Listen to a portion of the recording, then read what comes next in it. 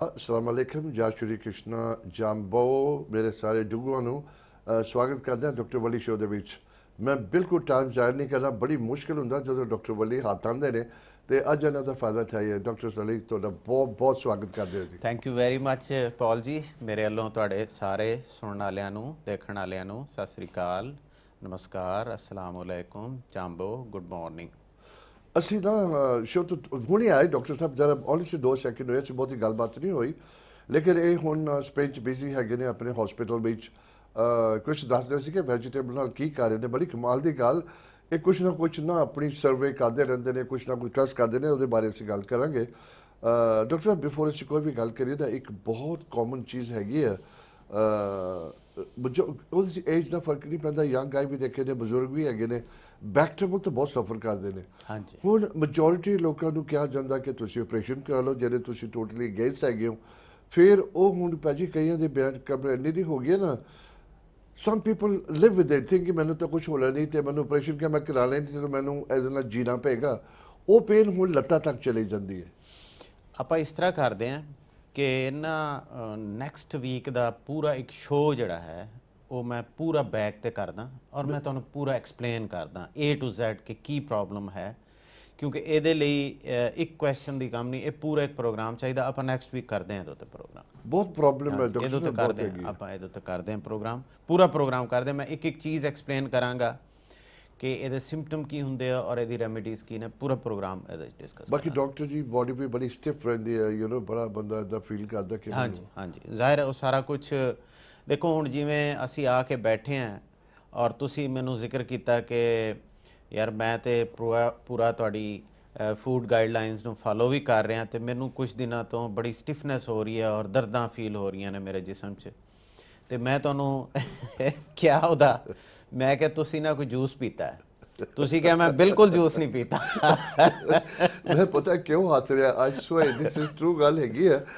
ਮੈਂ ਡਾਕਟਰ ਸਾਹਿਬ ਕਦੀ ਨਹੀਂ ਝੂਠ ਬੋਲ ਸਕਦਾ। ਇੱਕ ਦਿਨ ਮੈਂ ਬੜੀ ਦੇਰਾਂ ਦੀ ਗੱਲ ਆ, ਮੈਂ ਚਾਹ ਪੀ ਰਿਹਾ ਸੀ, ਪਕੜਿਆ ਗਿਆ ਸੀ ਰੈਡ ਹੈਂਡਡ, ਤੇ ਮੈਨੂੰ ਕਹਿਣਾ ਪਿਆ ਹਾਂ ਡਾਕਟਰ ਸਾਹਿਬ ਮੈਂ ਪੀਤੀ, ਇੱਦਾਂ ਕੀਤਾ, ਬਿਸਕੁਟ ਖਾਂਦਾ ਸੀ ਨਾਲ, ਤੇ ਥੋੜੀ ਬੋਡੀ ਦੀ ਕੰਪਲੇਨ ਕੀਤੀ ਕਿਉਂਕਿ ਕੀਨੀਆ ਜਾ ਕੇ ਆਏ, ਤੇ ਮੈਂ ਕਿਹਾ ਸ਼ਾਇਦ ਵੈਦਰ ਦੀ ਚੇਂਜ ਨਾਲ ਹੋ ਗਿਆ। ਤੇ ਮੈਂ ਦੇ ਜ਼ਿਕਰ ਕੀਤਾ, ਮੈਂ ਕਿਹਾ ਡਾਕਟਰ ਬੋਡੀ ਬੜੀ ਸਟਿਫ ਰਹਿੰਦੀ ਹੈ। ਮੈਨੂੰ ਨੈਕਸਟ ਵਾਰ ਡਾਕਟਰ ਨੇ ਪੁੱਛਿਆ ਤੂੰ ਜੂਸ ਵਗੈਰਾ ਪੀਤਾ? ਔਰ ਮੈਂ ਹੱਸਣ ਲੱਗ ਗਿਆ। ਓਨੈਸਟਲੀ ਕੀਨੀਆ ਦੇ ਵਿੱਚ ਜਦੋਂ ਅਸੀਂ ਰਿਕਾਰਡਿੰਗ ਕਰਦੇ ਸੀਗੇ, ਵੈਦਰ ਬੜਾ ਅੱਛਾ ਸੀ ਤੇ ਗੰਨਿਆਂ ਦਾ ਜੂਸ ਫਰੈਸ਼ ਕੱਢ ਕੇ ਦੇ ਰਹੇ ਸੀ ਵਿੱਚ ਆਈਸ ਪਾ ਕੇ। ਭਾਜੀ ਇੰਨੀ ਬੇਵਕੂਫ ਤਰ੍ਹਾਂ ਮੈਂ ਪੀਤਾ ਨਾ, ਰੱਜ ਕੇ ਪੀਤਾ ਹੈ ਉਹ। ਦੇਖੋ ਅਸਲ ਗੱਲ ਇਹ ਹੈ ਪੌਲ ਜੀ ਕਿ ਹੁਣ ਪਿਛਲੇ 7-8 ਸਾਲ ਤੋਂ ਇਤਨਾ ਐਕਸਪੀਰੀਅੰਸ ਹੋ ਗਿਆ ਹੈ ਕਿ ਜਦੋਂ ਮੁਖਤਲਿਫ ਬਾਡੀ ਦੇ ਹਵਾਲੇ ਨਾਲ ਮੁਖਤਲਿਫ ਲੋਕ ਕੰਪਲੇਨ ਕਰਦੇ ਨੇ ਔਰ ਉਹਨਾਂ ਦੀ ਮੈਂ ਏਜ ਨੂੰ ਦੇਖਦਾ ਕਿ ਇਹਨਾਂ ਦੀ ਏਜ ਕਿਤਨੀ ਹੈ, ਇਹਨਾਂ ਦੀ ਫਿਜ਼ੀਕ ਕੈਸੀ ਹੈ, ਇਹਨਾਂ ਦੀ ਪਿਛਲੀ ਹਿਸਟਰੀ ਕੈਸੀ ਹੈ, ਤੇ ਮੈਨੂੰ ਫੌਰਨ ਅੰਦਾਜ਼ਾ ਹੋ ਜਾਂਦਾ ਹੈ ਕਿ ਇਹਨਾਂ ਨੂੰ ਗੜਬੜ ਕਿਸ ਵਜ੍ਹਾ ਨਾਲ ਆ ਰਹੀ ਹੋਏਗੀ। ਹੁਣ ਮੈਨੂੰ ਪਤਾ ਹੈ ਕਿ ਅਸੀਂ ਦੋਵੇਂ ਇਕੱਠੇ 2-3 ਸਾਲ ਤੋਂ ਸ਼ੋਅ ਕਰ ਰਹੇ ਹਾਂ ਔਰ ਤੁਸੀਂ ਹੈਲਥ ਦੇ ਮਾਮਲੇ 'ਚ ਬਹੁਤ ਕੌਨਸ਼ੀਅਸ ਹੋ। ਆਪਣਾ ਹੁਣ ਆਹਿਸਤਾ ਤੁਸੀਂ ਫਾਲੋ ਕਰਨਾ ਸ਼ੁਰੂ ਕਰ ਦਿੱਤਾ ਹੈ ਕਿਉਂਕਿ ਤੁਹਾਨੂੰ ਬੈਨੀਫਿਟ ਨਜ਼ਰ ਆਏ ਨੇ ਉਹਦੇ। ਔਰ ਮੈਨੂੰ ਪਤਾ ਸੀ ਕਿ ਤੁਸੀਂ ਕੋਈ ਵੱਡਾ ਬਲੰਡਰ ਤੇ ਫੂਡ ਦੇ ਮਾਮਲੇ 'ਚ ਨਹੀਂ ਮਾਰਿਆ ਹੋਏਗਾ, ਲੇਕਿਨ ਮੈਨੂੰ ਇਹ ਪਤਾ ਸੀ ਕਿ ਤੁਸੀਂ ਟਰੈਵਲ ਕਰਕੇ ਆਏ ਹੋ, ਤੁਸੀਂ ਯਕੀਨਨ ਜਾ ਕੇ ਕਿਤੇ ਨਾ ਕਿਤੇ ਫਰੂਟ ਜੂਸ ਪੀਤੇ ਨੇ, ਫਰੂਟ ਖਾਦੇ ਨੇ ਔਰ ਥੋੜਾ ਜਿਹਾ ਆਪਣੀ ਰੂਟੀਨ ਤੋਂ ਬਾਡੀ ਨੂੰ ਹਟਾਇਆ ਤੇ ਫਸੇ ਹੋਏ ਹੋ। ਤੇ ਡਾਕਟਰ ਤੁਸੀਂ ਤੁਹਾਡੇ ਸਾਲ ਕੋਈ ਝੂਠ ਨਹੀਂ ਬੋਲ ਸਕਦਾ ਓਨੈਸਟਲੀ, ਪਰ ਝੂਠ ਡਾਕਟਰ ਬੰਦੇ ਝੂਠ ਬੋਲਣਾ ਨਹੀਂ ਚਾਹੀਦਾ ਓਨੈਸਟਲੀ। ਔਰ ਵੱਡੀ ਗੱਲ ਪਤਾ ਕੀ, ਕਈ ਦਫਾ ਨਾ ਬਹੁਤ ਦਫਾ ਸੁਣਦੇ ਕਿ ਤੁਸੀਂ ਟ੍ਰੀਟਮੈਂਟ ਲੈਂਦੇ ਹੋ, ਮੈਨੂੰ ਦਵਾ ਕੰਮ ਨਹੀਂ ਕਰਦੀ, ਇਹ ਨਹੀਂ ਕਰਦੀ, ਔਰ ਤੁਸੀਂ ਭੁੱਲ ਜਾਂਦੇ ਹੋ ਕਿ 5-6 ਗਲਾਸ ਤੁਸੀਂ ਜੂਸ ਦੇ ਪੀਤੇ ਸੀਗੇ, ਉਹਨੇ ਨੁਕਸਾਨ ਕੀਤਾ ਹੈ।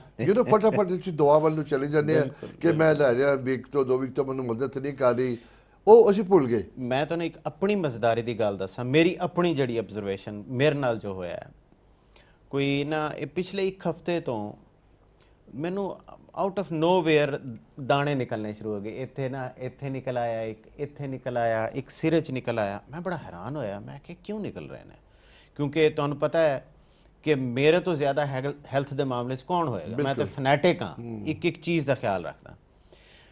ਮੈਂ ਨਾ ਚੁੱਪ ਕਰਕੇ ਬੈਠ ਕੇ ਪਹਿਲੇ ਤਾਂ ਮੈਂ ਕਿਹਾ ਕਿ ਚਲੋ ਜੀ ਕੋਈ ਡ੍ਰਿਪ ਲਗਵਾਉਂਦਾ, ਮੈਂ 1-2 ਡ੍ਰਿਪਾਂ ਹਸਪੀਟਲ 'ਚ ਲਗਵਾਈਆਂ, ਲੇਕਿਨ ਫਿਰ ਵੀ ਉਹ ਮੈਨੂੰ ਰਿਲੀਫ ਨਹੀਂ ਮਿਲਿਆ। ਮੈਂ ਬੈਠ ਕੇ ਨਾ ਇਸ ਵੀਕਐਂਡ 'ਤੇ ਸੈਚਰਡੇ ਵਾਲੇ ਦਿਨ ਮੈਂ ਬੈਠ ਕੇ ਸੋਚਿਆ ਕਿ ਮੈਂ ਪਿਛਲੇ 10-15 ਦਿਨਾਂ ਤੋਂ ਕੀ ਚੀਜ਼ ਹੈ ਜਿਹੜੀ ਨਵੀਂ ਖਾ ਰਿਹਾ। ਮੈਨੂੰ ਹੋਰ ਤਾਂ ਕੋਈ ਚੀਜ਼ ਨਹੀਂ ਮਿਲੀ। ਮੈਨੂੰ 3 ਚੀਜ਼ਾਂ ਨਜ਼ਰ ਆਈਆਂ ਜਿਹੜੀਆਂ ਮੈਂ ਪਿਛਲੇ 3 ਹਫ਼ਤਿਆਂ ਤੋਂ 2 ਹਫ਼ਤਿਆਂ ਤੋਂ ਯੂਜ਼ ਕਰ ਰਿਹਾ ਸੀ। ਇੱਕ ਸੀ ਮੂਲੀ, ਸਾਡੇ ਉੱਥੇ ਫਾਰਮ 'ਚ ਲੱਗੀ ਹੋਈ ਹੈ। ਮੈਂ ਰੋਜ਼ ਉਹਨੂੰ ਦੁਪਹਿਰ ਨੂੰ ਕਹਿੰਦਾ ਸੀ ਆਪਣੇ ਸ਼ੈਫ ਨੂੰ ਕਿ ਮੈਨੂੰ ਨਾ ਮੂਲੀ ਦਾ ਸਲਾਦ ਬਣਾ ਦੇ, ਕਾਲੀਆਂ ਮਿਰਚਾਂ ਔਰ ਨਮਕ ਲਗਾ ਕੇ। ਕੀ ਬਾਤ ਹੈ। ਔਰ ਦੂਸਰਾ, ਅੱਜ ਕੱਲ੍ਹ ਔਰੇਂਜਸ ਦਾ ਸੀਜ਼ਨ ਹੈ, ਉਹਨੂੰ ਉਹ ਵੀ ਮੈਂ ਦੁਪਹਿਰ ਨੂੰ ਕਹਿੰਦਾ ਸੀ ਕਿ ਫਰੈਸ਼ ਕੋਈ 2-4 ਔਰੇਂਜ ਤੋੜ ਕੇ ਤੇ ਉਹਨਾਂ ਦੇ ਉੱਤੇ ਨਮਕ ਛਿੜਕ ਕੇ ਮੈਨੂੰ ਦੇ।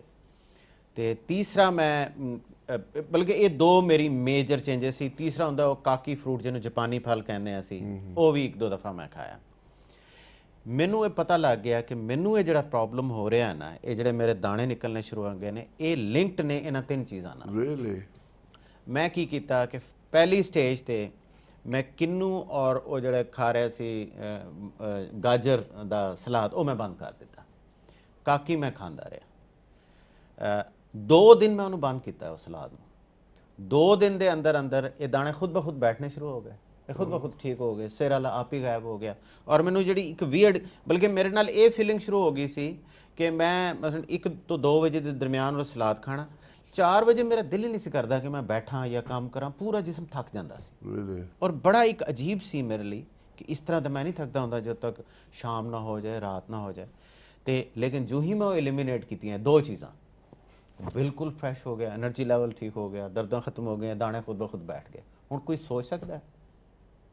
ਪਰ ਮੇਰੇ ਦਿਮਾਗ 'ਚ ਬਿਲਕੁਲ ਨਹੀਂ, ਤੁਹਾਨੂੰ ਲੱਗਦਾ ਮੂਲੀ ਦਾ ਕੀ ਨੁਕਸਾਨ? ਹਾਂ ਜੀ, ਉਹੀ ਮੈਂ ਕਹਿ ਰਿਹਾ ਕਿ ਕੋਈ ਵੀ ਬੰਦਾ ਮੂਲੀ ਨੂੰ ਜਾਂ ਉਹ ਜਿਹੜੇ ਔਰੇਂਜਸ ਨੇ, ਕਿੰਨੂ ਮਾਲਟੇ ਨੇ, ਇਹਨਾਂ ਨੂੰ ਲਿੰਕ ਨਹੀਂ ਕਰ ਸਕਦੇ ਇਹਨਾਂ ਦਾਣੇ ਨਿਕਲਣ ਨਾਲ। ਲੇਕਿਨ ਇਹ ਦੱਸਣ ਦਾ ਮਤਲਬ ਇਹ ਹੈ, ਜਿਵੇਂ ਤੁਸੀਂ ਜੂਸ ਪੀਤਾ, ਇਹ ਦੱਸਣ ਦਾ ਮਤਲਬ ਇਹ ਹੈ ਕਿ ਜਦੋਂ ਵੀ, ਭਾਵੇਂ ਉਹ ਜਿਤਨੀ ਵੀ ਚੰਗੀ ਚੀਜ਼ ਹੋਏ, ਭਾਵੇਂ ਉਹ ਜਿਤਨੀ ਵੀ ਹੈਲਦੀ ਚੀਜ਼ ਹੋਏ, ਜਦੋਂ ਵੀ ਕੋਈ ਨਵੀਂ ਚੀਜ਼ ਤੁਸੀਂ ਇੰਟਰੋਡਿਊਸ ਕਰਾਉਂਦੇ ਹੋ ਨਾ, ਔਰ ਉਸ ਤੋਂ ਬਾਅਦ 2-4 ਦਿਨ ਦੇ ਅੰਦਰ ਅੰਦਰ, 5-7 ਦਿਨ ਦੇ ਅੰਦਰ ਕੋਈ ਵੀ ਇੱਕ ਅਜੀਬ ਜੀ ਅਨਕੰਫਰਟੇਬਲ ਚੇਂਜ ਆਉਂਦੀ ਹੈ ਬੋਡੀ 'ਚ, ਗੋਡਿਆਂ 'ਚ ਦਰਦ ਸ਼ੁਰੂ ਹੋ ਜਾਂਦਾ, ਸਿਰ ਭਾਰੀ ਰਹਿਣਾ ਸ਼ੁਰੂ ਹੋ ਜਾਂਦਾ, ਕੋਈ ਹੋਰ ਇਸ਼ੂ ਆਉਂਦਾ, ਤੁਹਾਡਾ ਡਾਈਜੈਸਟਿਵ ਸਿਸਟਮ ਅਪਸੈਟ ਹੋ ਜਾਂਦਾ, ਕਾਂਸਟੀਪੇਸ਼ਨ ਹੋ ਜਾਂਦੀ, ਭੁੱਖ ਲੱਗਣੀ ਬੰਦ ਹੋ ਜਾਂਦੀ, ਜਾਂ ਸਿਰ ਭਾਰਾ ਹੋ ਜਾਂਦਾ, ਜ਼ਿਆਦਾ ਜਿਹੜਾ ਇਹਦੇ 'ਚ ਆਉਂਦਾ ਉਹ ਸਿਰ ਦਰਦ ਦਾ ਕੰਪਲੇਂਟ ਆਉਂਦੀ ਹੈ।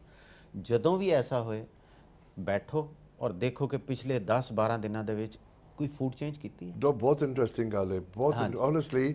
ਤੁਸੀਂ ਨਾ ਗਲਤ ਦਿਮਾਗ ਤੇ ਦਵਾਈ ਕੰਮ ਨਹੀਂ ਕਰਦੀ, ਮੈਂ ਤਾਂ ਖਾਈ ਜਾ ਰਿਹਾ ਟਾਈਮ ਸਿਰ, ਇਹ ਕਰ ਰਿਹਾ, ਉਹ ਕਰ ਰਿਹਾ, ਜਿੱਦਾਂ ਮੈਨੂੰ ਪ੍ਰਸਕ੍ਰਾਈਬ ਕੀਤੇ ਮੈਂ ਉਦਾਂ ਖਾ ਰਿਹਾ, ਲੇਕਿਨ ਆਪਣੀ ਖੁਰਾਕ ਤੇ ਧਿਆਨ ਨਹੀਂ ਦਿੰਦੇ। ਇਹੀ ਚੀਜ਼ ਤੇ ਪਿੱਟ ਰਹੇ ਹਾਂ ਅਸੀਂ। ਹੁਣ ਅਸੀਂ, ਮੈਂ ਉੱਥੇ ਕਾਫੀ ਖੁਰਾਕ ਦਾ ਧਿਆਨ ਰੱਖਿਆ, ਲੇਕਿਨ ਉਹਨਾਂ ਦੇ ਆਪਣੇ ਏਸ਼ੀਅਨ ਕਮਿਊਨਿਟੀ, ਆਪਣੇ ਸਰਦਾਰ ਬੜੇ ਫਾਰਮ ਹੈਗੇ ਨੇ, ਉਹ ਗੰਨੇ ਉਹਨਾਂ ਦੇ ਫਾਰਮ ਤੋਂ ਆਏ, ਉਹਨਾਂ ਨੇ ਫਰੈਸ਼ ਗੰਨੇ ਦਾ ਜੂਸ ਕੱਢਿਆ, ਉੱਥੇ ਵਿੱਚ ਬਰਫ਼ ਦਾ ਢੇਲਾ ਪਾਇਆ ਤੇ ਉਹਦੇ 'ਚ ਚਾਟ ਮਸਾਲਾ ਪਾ ਕੇ, ਤੇ ਉਹ ਭਾਜੀ 5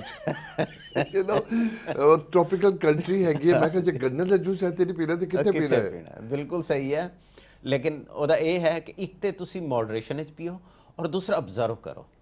ਯਾਨੀ ਬਾਜ਼ ਕਾ ਤੁਹਾਡੀ ਬਾਡੀ ਵਿਦਿਨ 24 ਆਰ ਰਿਸਪੌਂਸ ਦੇ ਦਿੰਦੀ ਹੈ, ਯਾਨੀ 24 ਘੰਟੇ ਦੇ ਅੰਦਰ ਅੰਦਰ ਤੁਹਾਨੂੰ ਕੋਈ ਨਾ ਕੋਈ ਅਨਕੰਫਰਟੇਬਲ ਚੇਂਜ ਆਉਂਦੀ ਹੈ ਤੁਹਾਡੀ ਬਾਡੀ 'ਚ।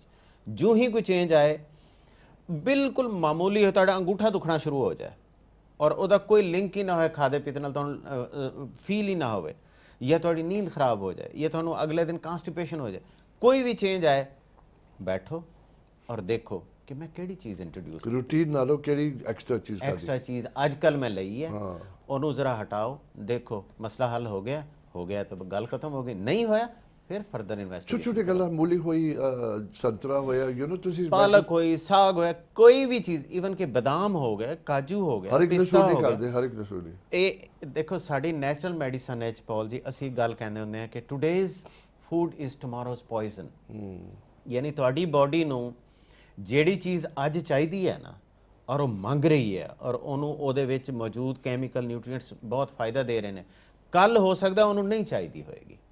ਦੂਸਰਾ ਇਹ ਹੁੰਦਾ ਹੈ ਕਿ ਬਾਜ਼ ਔਕਾਤ ਸਾਡੀ ਬਾਡੀ ਇੱਕ ਕੰਮ ਵਿੱਚ ਲੱਗੀ ਹੈ, ਹੁਣ ਤੁਸੀਂ ਉਹਨੂੰ ਇੱਕ ਫੂਡ ਦਿੱਤੀ ਹੈ, ਉਸ ਫੂਡ ਨੂੰ ਦੇ ਵਿੱਚ ਜਿਹੜੇ ਕੈਮੀਕਲ ਨੇ ਉਹਨੂੰ ਪ੍ਰੋਸੈਸ ਕਰਨ ਲਈ ਨਾ ਸਾਡੀ ਬਾਡੀ ਨੂੰ ਇਹ ਕੰਮ ਛੱਡ ਕੇ ਜਾਣਾ ਪਏਗਾ, ਆਪਣੀ એનર્ਜੀ ਰਿਸੋਰਸਿਸ ਨੂੰ ਲਾ ਕੇ ਇੰਜ਼ਾਈਮ ਬਣਾਉਣੇ ਪੈਣਗੇ ਤਾਂ ਕਿ ਉਹਨੂੰ ਤੋੜ ਲਵੇ।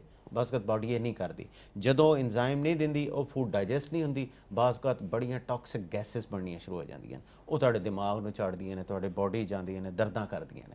ਇਹ ਰਿਐਕਸ਼ਨ ਹੁੰਦਾ ਹੈ। ਯਾਰ ਇੱਕ ਬੜਾ ਦੁੱਖ ਹੋ ਰਿਹਾ ਕਿ ਹਰ ਚੀਜ਼ ਸੋਚ ਸਮਝ ਕੇ ਖਾਣੀ ਪੀਣੀ ਪੈਂਦੀ ਹੈ। ਹਾਂਜੀ। ਛੋਟੇ ਹੁੰਦੇ ਸੀ ਤੇ ਪਰਵਾਹ ਨਹੀਂ ਸੀ ਕਰਦੇ, ਹਾਂਜੀ। ਪੱਥਰ ਵੀ ਚਮ ਜਾਂਦੇ ਸੀ। ਉਹਦੇ ਬਾਰੇ ਚ ਮੈਂ over the period of time ਮੈਂ ਤੁਹਾਨੂੰ ਜਿਹੜੇ ਹੁਣ ਤੁਸੀਂ ਕਿਹਾ ਸੀ ਕਿ ਵੈਜੀਟੇਬਲ ਤੇ ਇੱਕ ਐਕਸਪੈਰੀਮੈਂਟ ਕਰ ਰਹੇ ਹਾਂ, ਉਹਦੇ ਬਾਰੇ ਚ ਮੈਂ ਐਕਸਪਲੇਨ ਕਰਾਂਗਾ ਤੁਹਾਨੂੰ, ਮੈਂ ਦੱਸਾਂਗਾ ਕਿ ਉਹਦਾ ਹੱਲ ਕੀ ਕੱਢ ਰਹੇ ਹਾਂ। ਉਹਦਾ ਹੱਲ ਕੱਢ ਰਹੇ ਹਾਂ ਕਿਉਂਕਿ ਮੈਂ ਜਿਵੇਂ ਤੁਹਾਨੂੰ ਦੱਸਿਆ ਕਿ ਮੇਰਾ ਪੈਸ਼ਨ ਹੈ ਕਿ ਬਈ ਅਸੀਂ ਦੇਖੀਏ ਅਸੀਂ ਪਲਾਂਟਸ ਨੂੰ ਕਿਸ ਤਰ੍ਹਾਂ ਹੈਲਪ ਕਰਕੇ ਇੰਟਰਨਲੀ ਚੇਂਜ ਕਰ ਸਕਦੇ ਹਾਂ ਨੈਚੁਰਲ ਵੇ 'ਚ, ਬਗੈਰ ਉਹਨਾਂ ਦੇ ਜੀਨ ਨੂੰ ਮੈਨੀਪੂਲੇਟ ਕੀਤੇ, ਕਿ ਉਹਨਾਂ ਪਲਾਂਟਸ ਨੂੰ ਡਿਫਰੈਂਟ ਇਨਵਾਇਰਨਮੈਂਟ ਦੇ ਕੇ ਉਹਦੇ ਉੱਤੇ ਕਰਾਂਗੇ ਗੱਲ ਅਸੀਂ। ਹਾਂਜੀ ਡਾਕਟਰ ਸਾਹਿਬ ਕੀ ਮੁੱਦਾ ਕੀ ਅੱਜ ਡਿਸਕਸ ਕਰ ਰਹੇ? ਹਾਂਜੀ, ਅੱਜ ਮੇਰਾ ਆਪਣਾ ਜ਼ਾਤੀ ਖਿਆਲ ਇਹ ਹੈ ਕਿ ਅਸੀਂ ਨਾ ਮੋਟਾਪੇ 'ਤੇ ਔਰ ਡਾਇਬੀਟੀਜ਼ 'ਤੇ ਫਿਰ ਗੱਲ ਕਰੀਏ, ਕਿਉਂਕਿ ਮੈਂ ਤੁਹਾਨੂੰ ਪਤਾ ਹੈ ਕਿ ਮੇਰੀ ਆਦਤ ਹੈ ਕਿ ਜਦੋਂ ਮੈਂ ਰੋਡ 'ਤੇ ਆ ਰਿਹਾ ਹੁੰਦਾ, ਖ਼ਾਸ ਤੌਰ 'ਤੇ ਜਦੋਂ ਮੈਂ ਲੰਦਨ ਆਉਂਦਾ, ਇੱਕ ਵੱਡਾ ਸ਼ਹਿਰ ਹੈ, ਬਿਜ਼ੀ ਰੋਡਸ ਨੇ, ਤੁਸੀਂ ਜਾਓ ਲੋਕਾਂ ਦੇ ਬਹੁਤ ਸਾਰੇ ਲੋਕ ਰੋਡਸ 'ਤੇ ਚੱਲ ਰਹੇ ਹੁੰਦੇ ਨੇ। ਵੈਲੈਂਸੀਆ ਇੱਕ ਬੜਾ ਕੁਆਇਟ ਪੀਸਫੁਲ ਉੱਥੇ ਨੇ, ਔਰ ਫਿਰ ਅਸੀਂ ਰਹਿੰਦੇ ਵੀ ਸਬਰਬਨ ਦਿਹਾਤੀ ਏਰੀਆ 'ਚ, ਅਸੀਂ ਤਾਂ ਬੰਦੇ ਜ਼ਿਆਦਾ ਦੇਖਦੇ ਨਹੀਂ ਹੈ। ਭਾਜੀ ਉਹ ਤਾਂ ਤੁਸੀਂ ਗੱਲ ਹੀ ਨਾ ਕਰੋ, ਮੈਂ ਉਹ ਸੁਣ ਕੇ ਮੈਂ ਬਿਮਾਰ ਹੋ ਜਾਂਦਾ ਯਾਰ। ਬਹੁਤ ਅੱਛੀ ਜਗ੍ਹਾ। ਅੱਛਾ, ਉਹ ਜਦੋਂ ਮੈਂ ਹੁਣ ਇੱਥੇ ਆ ਰਿਹਾ ਸੀ ਤੇ ਰੋਡ ਤੇ ਮੈਨੂੰ ਬਹੁਤ ਸਾਰੇ, ਬਲਕਿ ਮੈਂ 에ਅਰਪੋਰਟ ਤੇ ਜਦੋਂ ਪਹੁੰਚਿਆ ਕੱਲ ਵੈਲੈਂਸੀਆ, ਤੇ ਫਿਰ ਮੈਂ ਇੱਥੇ UK ਲੈਂਡ ਕੀਤਾ, ਜਦੋਂ ਇੱਥੇ ਪਹੁੰਚਿਆ ਮੈਨੂੰ ਬਹੁਤ ਸਾਰੇ ਮੋਟੇ ਲੋਕ ਨਜ਼ਰ ਆਉਣੇ ਸ਼ੁਰੂ ਹੋ ਗਏ। ਜਾਂ ਤੁਹਾਨੂੰ ਕਿਉਂਕਿ ਨਜ਼ਰ ਆਉਂਦੇ ਹੋਣਗੇ, ਮੈਨੂੰ ਦਿਨਾਂ ਦੇ ਬਾਅਦ ਨਜ਼ਰ ਆਉਂਦੇ ਨੇ ਤੇ ਮੈਂ ਚੌਂਕ ਜਾਂਦਾ ਮੈਂ। ਤੇ ਮੈਂ ਫਿਰ ਡਿਸਾਈਡ ਕੀਤਾ ਕਿ ਅਸੀਂ ਮੋਟਾਪੇ ਦੇ ਉੱਤੇ ਸਾਨੂੰ ਗੱਲ ਕਰਨੀ ਚਾਹੀਦੀ ਹੈ, ਔਰ ਸਾਨੂੰ ਕਿਉਂਕਿ ਇਹ ਲਿੰਕਡ ਹੈ ਟਾਈਟਲੀ ਡਾਇਬੀਟੀਜ਼ ਨਾਲ ਜਾਂ ਪੂਅਰ ਬਲੱਡ ਸ਼ੂਗਰ ਕੰਟਰੋਲ ਨਾਲ, ਇਹ ਟਾਈਟਲੀ ਲਿੰਕਡ ਹੈ। ਤੇ ਮੈਂ ਸੋਚਿਆ ਸੀ ਕਿ ਅੱਜ ਆਪਾਂ ਇੱਕ ਵਾਰੀ ਫਿਰ ਲੋਕਾਂ ਨੂੰ ਡਾਇਬੀਟੀਜ਼ ਦੇ ਬਾਰੇ 'ਚ ਔਰ ਮੋਟਾਪੇ ਦੇ ਬਾਰੇ 'ਚ ਐਕਸਪਲੇਨ ਕਰਦੇ ਹਾਂ। ਠੀਕ ਹੈ ਭਾਜੀ, ਬਹੁਤ। ਮੈਂ ਤੁਸੀਂ ਸਟਾਰਟ ਕਰਨ ਤੋਂ ਪਹਿਲਾਂ ਮੈਂ ਸੌਰੀ ਮਾਫੀ ਚਾਹਾਂਗਾ, ਅਸੀਂ ਕਿੰਨੀਆਂ ਗਏ ਮੈਂ ਤੇ ਸੁਖਦੇਵ ਭਾਜੀ, ਉੱਥੇ ਜਿੰਨੇ ਵੀ ਆਪਰੇਸ਼ਨ ਕਮਿਊਨਿਟੀ ਨਾਲ ਸਾਰਿਆਂ ਦੇ ਢਿੱਡ ਬਾਹਰ ਨਿਕਲਣੇ ਰੀਅਲੀ ਭਾਰੀ, ਉਹਨਾਂ ਦੇ ਬੈਲਟ ਦੇ ਉੱਪਰ ਰੈਸਟ ਕੀਤੇ ਹੋਏ ਨੇ, ਖਾਣ ਪੀਣ ਵਾਲੇ ਬੰਦੇ ਨੇ, ਕੋਈ ਪਰਵਾਹ ਨਹੀਂ ਕਰਦੇ। ਇੱਕ ਸ਼ਾਇਦ ਵੈਦਰ ਠੀਕ ਹੈਗਾ ਉਹਦੇ ਕਰਕੇ ਬਚੇ ਰਹਿੰਦੇ ਨੇ, ਲੇਕਿਨ ਜੋ ਹੈਲਥ ਇੱਥੇ ਹੋਏ ਨਾ ਕਦੇ, ਉਹ ਆਮ ਸ਼ੋਰ ਦੇ ਵਿਲ ਸਫਰ ਬੈਡਲੀ। ਬਿਲਕੁਲ। ਦੇਖੋ ਜਦੋਂ ਢਿੱਡ ਬਾਹਰ ਨਿਕਲ ਆਉਂਦਾ ਨਾ, ਤੇ ਇਹਦੇ ਨਾਲ ਸਭ ਤੋਂ ਵੱਡਾ ਨੁਕਸਾਨ ਇਹ ਹੁੰਦਾ ਪੌਲ ਜੀ ਕਿ ਤੁਹਾਡੀ ਬੈਕਬੋਨ ਕੰਪਰੋਮਾਈਜ਼ ਹੋ ਜਾਂਦੀ ਹੈ। ਠੀਕ ਹੈ ਨਾ, ਤੁਸੀਂ ਬੇਸ਼ੱਕ ਢਿੱਡ ਨੂੰ ਤੇ ਚੁੱਕੀ ਫਿਰੋਗੇ, ਲੇਕਿਨ ਤੁਹਾਡੀ ਬੈਕ ਆਹਿਸਤਾ ਟਰਬਲ ਵਿੱਚ ਆਏਗੀ। ਔਰ ਇਹ ਜਿਵੇਂ ਮੈਂ ਤੁਹਾਨੂੰ ਕਿਹਾ ਕਿ ਡਾਇਬੀਟੀਜ਼ ਦੇ ਵਿੱਚ ਵੀ ਸਭ ਤੋਂ ਪਹਿਲਾ ਸਿੰਪਟਮ, ਤੁਹਾਨੂੰ ਯਾਦ ਹੋਏਗਾ ਅਸੀਂ ਪਹਿਲੇ ਵੀ ਇੱਕ ਵਾਰੀ ਕਿਹਾ ਸੀ ਕਿ ਅਗਰ ਫਰਜ਼ ਕਰੋ ਤੁਹਾਡੀ ਏਜ 30 ਤੋਂ ਅਬਵ ਹੋ ਗਈ ਹੈ, ਬਲਕਿ ਹੁਣ ਤੇ ਬੱਚਿਆਂ ਨਾਲ ਵੀ ਇਹ ਪ੍ਰੋਬਲਮ ਆ ਗਈ, ਔਰ ਤੁਹਾਡਾ ਢਿੱਡ ਵਧਣਾ ਸ਼ੁਰੂ ਹੋ ਗਿਆ, ਤੁਸੀਂ ਮਰਦ ਹੋ ਔਰ ਤੁਹਾਡਾ ਢਿੱਡ ਵਧਣਾ ਸ਼ੁਰੂ ਹੋ ਗਿਆ, ਤੁਸੀਂ ਔਰਤ ਹੋ, ਤੁਹਾਡੀ ਹਿਪ ਤੇ ਫੈਟ ਆਉਣਾ ਸ਼ੁਰੂ ਹੋ ਗਿਆ, ਥਾਈਜ਼ ਤੇ ਫੈਟ ਆਉਣਾ ਸ਼ੁਰੂ ਹੋ ਗਿਆ, ਈਵਨ ਔਰਤਾਂ ਨੂੰ ਢਿੱਡ ਤੇ ਵੇਟ ਆਉਣਾ ਸ਼ੁਰੂ ਹੋ ਗਿਆ। ਇਹ ਅਲਾਰਮਿੰਗ ਸਾਈਨ ਹੁੰਦਾ, ਫਸਟ ਸਾਈਨ ਹੁੰਦਾ। ਮੈਂ ਹੁਣ ਰੋਡ ਤੇ ਟੁਰ ਰਿਹਾ ਹੁੰਦਾ ਨਾ, ਜਦੋਂ ਮੈਂ ਦੇਖ ਰਿਹਾ ਕੋਈ ਯੰਗ ਆ ਰਿਹਾ ਨੌਜਵਾਨ ਚੱਲਦਾ ਹੋਇਆ, ਔਰ ਉਹਦਾ ਥੋੜਾ ਜਿਹਾ ਢਿੱਡ ਨਿਕਲਿਆ ਹੋਇਆ, ਮੈਂ ਉਸ ਵਕਤ ਦਿਲ ਵਿੱਚ ਦੇਖ ਕੇ ਸੋਚਦਾ ਕਿ ਇਹਦੇ ਲਈ ਹੁਣ ਇੱਕ ਗੋਲਡਨ ਟਾਈਮ ਹੈ, ਇੱਥੇ ਹੀ ਇਹਨੂੰ ਪਕੜੇ ਰਿਵਰਸ ਕਰ ਦੇਵੇ। ਬਿਲਕੁਲ। ਕਾਸ਼ ਮੈਂ ਕਹਿੰਦਾ ਕਿ ਇਹਨੂੰ ਕੋਈ ਸਮਝਾਉਣ ਵਾਲਾ ਹੁੰਦਾ ਕਿ ਚੰਦ ਇੱਕ ਥੋੜੀਆਂ ਛੋਟੀਆਂ ਚੇਂਜਸ ਤੂੰ ਕਰ ਲੈ, ਇਹ ਢਿੱਡ ਤੇਰਾ ਵਾਪਸ ਚਲਾ ਜਾਏਗਾ। ਤੂੰ ਜਿਹੜੀ ਤੇਰੀ ਬਾਡੀ ਨੇ ਬੜੇ ਟਾਈਮ ਨਾਲ ਤੈਨੂੰ ਦੱਸਣਾ ਸ਼ੁਰੂ ਕਰ ਦਿੱਤਾ ਹੈ, ਅਗਰ ਉਹਦੀ ਕਾਲ ਦਾ ਪ੍ਰੋਪਰਲੀ ਜਵਾਬ ਦੇਵੇਗਾ, ਇਸ ਪ੍ਰੋਬਲਮ ਤੋਂ ਨਿਕਲ ਜਾਏਗੀ ਤੇਰੀ ਬਾਡੀ, ਕੋਈ ਟਰਬਲ। ਵਰਨਾ ਇਹ ਜਦੋਂ ਢਿੱਡ ਨਿਕਲਣਾ ਸ਼ੁਰੂ ਹੁੰਦਾ ਹੈ, ਫਿਰ ਹੋਰ ਚੇਂਜਸ ਆ ਰਹੀਆਂ ਹੁੰਦੀਆਂ ਬਾਡੀ ਦੇ ਵਿੱਚ। Over the period of time 5-7 ਸਾਲ ਗੁਜ਼ਰਦੇ ਨੇ, ਉਹ ਬੰਦਾ ਪ੍ਰੋਪਰਲੀ ਡਾਇਬੈਟਿਕ ਡਾਇਗਨੋਸ ਹੋ ਜਾਂਦਾ ਹੈ। ਤੁਸੀਂ ਅੱਗੇ ਗੱਲ ਕਰਨਾ, ਫਿਰ ਕਾਲ ਲੈ ਲਈ ਹੈ। ਹੈਲੋ ਹੈਲੋ ਜੀ, ਸਤਿ ਸ਼੍ਰੀ ਅਕਾਲ। ਕੌਣ ਬੋਲ ਰਹੇ ਹੋ, ਕਿੱਥੋਂ ਬੋਲ ਰਹੇ ਹੋ? ਸਤਿ ਸ਼੍ਰੀ ਅਕਾਲ ਜੀ, ਮੈਂ ਆਸਟ੍ਰੇਲੀਆ ਤੋਂ ਬੋਲਦੀ ਪਈ ਹਾਂ, ਸੰਦੀਪ। ਹਾਂ ਜੀ, ਮੈਂ ਫੀਡਬੈਕ ਦੇਣਾ ਚਾਹੁੰਦੀ ਸੀ ਕਿ ਡਾਕਟਰ ਸਾਹਿਬ ਤੋਂ ਮੈਡੀਸਨ ਚੱਲਦੀ ਪਈ ਹੈ। ਪਹਿਲੇ ਤੇ ਤੁਹਾਡਾ ਸਵਾਗਤ ਕਰਦੇ ਹਾਂ ਸ਼ੋਅ ਦੇ ਵਿੱਚ। ਡਾਕਟਰ ਸਾਹਿਬ ਸੁਣ ਰਹੇ ਨੇ, ਕੀ ਕਹਿਣਾ ਚਾਹੁੰਦੇ ਹੋ? ਆਸਟ੍ਰੇਲੀਆ ਦੇ ਕਿਹੜੇ ਸ਼ਹਿਰ ਚੋਂ ਬੋਲ ਰਹੇ ਹੋ?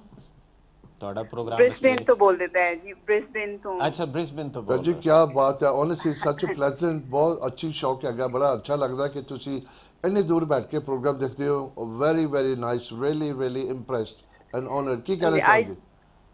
ਹਾਂਜੀ, ਮੈਂ ਸਭ ਤੋਂ ਪਹਿਲਾਂ ਤੇ ਥੈਂਕ ਯੂ ਕਰਨਾ ਚਾਹੁੰਦੀ ਹਾਂ ਡਾਕਟਰ ਸਾਹਿਬ ਦਾ, ਕਿਉਂਕਿ ਮੇਰੀ ਬੇਟੀ ਆ 2 ਸਾਲ ਦੀ, ਤੇ ਉਹਦੇ ਤੋਂ ਬਾਅਦ ਮੈਨੂੰ ਕਾਫੀ ਪ੍ਰੋਬਲਮ ਸੀਗੀ, ਜਿਵੇਂ ਮੰਥਲੀ ਮੇਰੀ ਕਾਫੀ ਪੇਨ ਹੁੰਦੀ ਸੀਗੀ, ਤੇ ਇੱਥੋਂ ਥੋੜੀ ਬਹੁਤੀ ਮੈਡੀਸਨ ਲਈ, ਪਰ ਕੋਈ ਇੰਨਾ ਨਹੀਂ ਫਰਕ ਨਹੀਂ ਪੈਣ ਦਿਆ। ਡਾਕਟਰ ਨਾਲ ਵੀ ਕੰਸਲਟ ਕਰਦੀ, ਕੋਈ ਇੰਨਾ ਵਧੀਆ ਫੀਡਬੈਕ ਨਹੀਂ ਮਿਲਣ ਦੀ। ਪਰ ਮੈਂ ਇਹਨਾਂ ਦਾ YouTube ਤੋਂ ਕਾਫੀ ਮਤਲਬ ਪ੍ਰੋਗਰਾਮ ਵੇਖਦੀ ਰਹਿੰਦੀ ਹਾਂ, ਤੁਹਾਡੇ ਅਕਾਲ ਚੈਨਲ ਵਾਲੇ ਵੀ, ਫਿਰ ਡਾਕਟਰ ਸਾਹਿਬ ਨਾਲ ਗੱਲ ਹੋਈ ਤੇ ਮੈਂ ਸਿਰਫ 1 ਮਹੀਨਾ ਖਾਧੀ ਆ ਜੇ ਮੈਡੀਸਨ ਤੇ ਮੈਨੂੰ ਕਹਿ ਲਓ ਕਿ 96% ਮੈਨੂੰ ਫਰਕ ਆ। Really, that's good. ਮਤਲਬ ਬਹੁਤ ਬਹੁਤ ਵਧੀਆ ਅਜੇ ਮੈਂ ਓਨੈਸਟਲੀ ਕਹਾਂ ਕਿ ਮੈਂ ਡਾਈਟ ਚਾਰਟ ਪ੍ਰੋਪਰ ਨਹੀਂ ਫੋਲੋ ਕਰ ਪਾਈ ਪਰ ਫਿਰ ਵੀ ਬਹੁਤ ਜ਼ਿਆਦਾ ਇੰਪਰੂਵਮੈਂਟ ਆ, ਬਹੁਤ ਫਰਕ ਆ ਮੈਨੂੰ। Thank you. ਡਾਕਟਰ ਸਾਹਿਬ ਕੀ ਕਰ ਰਹੇ? ਹਾਂਜੀ, ਇਹਨਾਂ ਦੇ ਹਸਬੈਂਡ ਵੀ ਲੈ ਰਹੇ ਨੇ ਅਸਲ 'ਚ ਮੇਰਾ ਖਿਆਲ। ਹਾਂਜੀ ਹਾਂਜੀ, ਉਹ ਵੀ ਉਹਨਾਂ ਨੇ ਕਨਵਿੰਸ ਕੀਤਾ ਸੀ ਨਾ ਤੁਹਾਨੂੰ ਕਿ ਤੁਸੀਂ ਵੀ ਲਵੋ, ਮੇਰਾ ਖਿਆਲ ਹੈ। ਹਾਂਜੀ ਹਾਂਜੀ, ਐਕਚੁਅਲੀ ਕਨਵਿੰਸ ਉਹਨਾਂ ਨੂੰ ਮੈਂ ਕੀਤਾ ਅੱਛਾ, ਕਿ ਤੁਸੀਂ ਸ਼ੁਰੂ ਕੀਤਾ ਕਰੋ। ਪਹਿਲਾਂ ਆਪਣੀ ਗੱਲ ਹੋਈ ਕਿ ਪਰ ਮੈਂ ਸਮ ਰੀਜ਼ਨ ਮੈਂ ਥੋੜੀ ਮੈਡੀਸਨ ਡਿਲੇ ਕਰਤੀ ਤੇ ਉਹਨਾਂ ਨੇ ਪਹਿਲਾਂ ਸ਼ੁਰੂ ਕੀਤੀ ਸੀ ਮੇਰੇ ਤੋਂ। ਤੇ ਉਹਨਾਂ ਦਾ ਵੀ ਕਾਫੀ ਇੰਪਰੂਵ ਆ। ਉਹਨਾਂ ਦੇ ਇਹ ਕਿ ਫੇਸ ਦੇ ਉੱਤੇ ਛਾਈਆਂ ਬਹੁਤ ਜ਼ਿਆਦਾ ਹੈਗੀਆਂ ਪਰ ਇੱਥੇ ਦਿਖਾਉਂਦੇ ਸੀ ਤੇ ਸਾਰੇ ਉਹ ਫੇਸ ਤੇ ਲਾਉਣ ਵਾਲੀਆਂ ਕਰੀਮਾਂ ਦੇਈ ਜਾਂਦੇ ਸੀ। ਆਲਮੋਸਟ 4-5 ਈਅਰ ਤੋਂ ਇਹ ਪ੍ਰੋਬਲਮ ਸੀ ਤੇ ਕਾਫੀ ਉਹਨਾਂ ਦੇ ਵਰਸ ਹੋ ਜਾਂਦਾ ਸੀਗਾ। ਇੱਚੀ ਬਹੁਤ ਹੁੰਦੀ ਸੀ, ਡਰਾਈਨੈਸ ਬਹੁਤ ਹੀ ਤੇ ਕਾਫੀ ਮਤਲਬ ਉਹਨਾਂ ਨੂੰ ਵੀ ਕਾਫੀ ਫਰਕ ਆ ਅੱਗੇ ਨਾਲੋਂ। ਜੋ ਕੁਐਸਚਨ ਮੈਂ ਪਹਿਲਾਂ ਹੀ ਦੱਸਾਂ ਕਿ ਜੋ ਕੁਐਸਚਨ ਡਾਕਟਰ ਸਾਹਿਬ ਨੇ ਉਹਨਾਂ ਨੂੰ ਕੀਤੇ ਉਹ ਅੱਜ ਤੱਕ ਸਾਨੂੰ ਇਹ ਕੁਐਸਚਨ ਕਿਸੇ ਨੇ ਪੁੱਛੇ ਹੀ ਨਹੀਂ। ਠੀਕ ਹੈ ਭਾਜੀ, ਬਹੁਤ ਮੈਂ ਸਾਰੇ ਫੇਸ ਤੇ ਸਕਿਨ ਤੇ ਹੀ ਇਲਾਜ ਕਰੀ ਜਾਂਦੇ ਰਹੇ। ਕਿਸੇ ਨੇ ਇਹ ਨਹੀਂ ਪੁੱਛਿਆ ਕਿ ਉਹਨਾਂ ਦੀ, ਜਿਵੇਂ ਡਾਕਟਰ ਸਾਹਿਬ ਨੇ ਪੁੱਛਿਆ ਤੁਹਾਡੇ ਪੈਰ ਠੰਡੇ ਰਹਿੰਦੇ ਆ, ਤੁਹਾਡੀ ਜ਼ੁਬਾਨ ਤੇ ਕੁਝ ਜੰਮਦਾ, ਕੁਝ ਐਵੇਂ ਦਾ। ਇਹ ਕੁਐਸਚਨ ਸਾਨੂੰ ਪਹਿਲਾਂ ਕਦੀ ਕਿਸੇ ਡਾਕਟਰ ਨੇ ਪੁੱਛੇ ਹੀ ਨਹੀਂ। ਭਾਜੀ ਥੈਂਕ ਯੂ ਸੋ ਮਚ, ਤੁਸੀਂ ਇੰਨੀ ਦੂਰੋਂ ਫੋਨ ਕੀਤਾ। ਮੈਂ ਤੁਹਾਨੂੰ ਦੱਸ ਦਵਾਂ ਅਕਾਲ ਚੈਨਲ ਹੁਣ ਨਿਊਜ਼ੀਲੈਂਡ, ਆਸਟ੍ਰੇਲੀਆ ਟੀਵੀ ਦੇ ਉੱਪਰ ਆਉਂਦੇ ਆ। ਤੁਹਾਨੂੰ ਵੈਬਸਾਈਟ ਤੇ ਜਾਣ ਦੀ ਲੋੜ ਨਹੀਂ ਹੈਗੀ, ਥੋੜਾ ਫਾਈਂਡ ਆਊਟ ਕਰੋ, ਤੁਸੀਂ ਐਕਚੁਅਲੀ ਟੀਵੀ ਤੇ ਦੇਖ ਸਕਦੇ ਹੋ। ਓਕੇ ਜੀ, ਥੈਂਕ ਯੂ ਵੈਰੀ ਮਚ। ਆਪਾਂ ਤੇ ਬਹੁਤ ਬਹੁਤ ਮਿਹਰਬਾਨੀ ਅਕਾਲ ਚੈਨਲ ਦੀ ਤੇ ਡਾਕਟਰ ਸਾਹਿਬ ਦੀ ਤੇ ਦਿਲੋਂ ਮਿਹਰਬਾਨੀ। ਅਜੇ ਵੀ ਮੈਡੀਸਨ ਚੱਲਦੀ ਪਈ ਆ। ਹੋਪਫੁਲੀ ਨੈਕਸਟ ਪ੍ਰੋਗਰਾਮ ਚ ਹੋਰ ਬਹੁਤ ਬਹੁਤ ਵਧੀਆ ਫੀਡਬੈਕ ਦੇਵਾਂਗੇ। ਡਾਕਟਰ ਸਾਹਿਬ ਦੀ ਬੜੀ ਪਹੁੰਚ ਆ, ਦੇਖੋ ਆਸਟ੍ਰੇਲੀਆ ਤੱਕ ਪਹੁੰਚ ਗਏ ਨੇ ਹੁਣ ਬ੍ਰਿਸਬੇਨ ਤੇ ਬਸ ਪਰੇ ਕਰਾਂਗੇ। ਕੋਈ ਮੇਰੇ ਨਾਲ ਗੱਲ ਕਰਦਾ ਤੇ ਮੈਨੂੰ ਕਹਿੰਦਾ ਇਹਦਾ ਇਲਾਜ ਨਹੀਂ ਹੈ ਤੇ ਮੈਂ ਉਹਨਾਂ ਨੂੰ ਪਹਿਲਾਂ ਇਹਨਾਂ ਦਾ ਨੰਬਰ ਦਿੰਦੀ ਆ ਵੀ ਬੇਉਮੀਦ ਹੋਣ ਤੋਂ ਪਹਿਲਾਂ ਇੱਕ ਵਾਰੀ ਗੱਲ ਜ਼ਰੂਰ ਕਰ ਲਓ। ਹਾਂਜੀ, ਸਾਡੇ ਕੋਲ ਹੁਣ ਬਹੁਤ ਸਾਰੇ ਆਸਟ੍ਰੇਲੀਆ 'ਚੋਂ ਪੇਸ਼ੈਂਟ ਆ ਗਏ ਨੇ। ਮੇਰਾ ਖਿਆਲ ਹੈ ਰੋਜ਼, ਪਤਾ ਨਹੀਂ ਸ਼ਾਇਦ ਤੁਸੀਂ ਦੱਸ ਰਹੇ ਹੋ, ਰੋਜ਼ 1-2 ਪੇਸ਼ੈਂਟ ਨਾ ਆਸਟ੍ਰੇਲੀਆ ਦੇ ਹੁੰਦੇ ਨੇ। ਮੈਂ ਬੜਾ ਹੈਰਾਨ ਹੁੰਦਾ ਕਿ ਦੇਖੋ ਉੱਥੇ ਤੱਕ ਅਕਾਲ ਟੀਵੀ ਪਹੁੰਚ ਗਿਆ।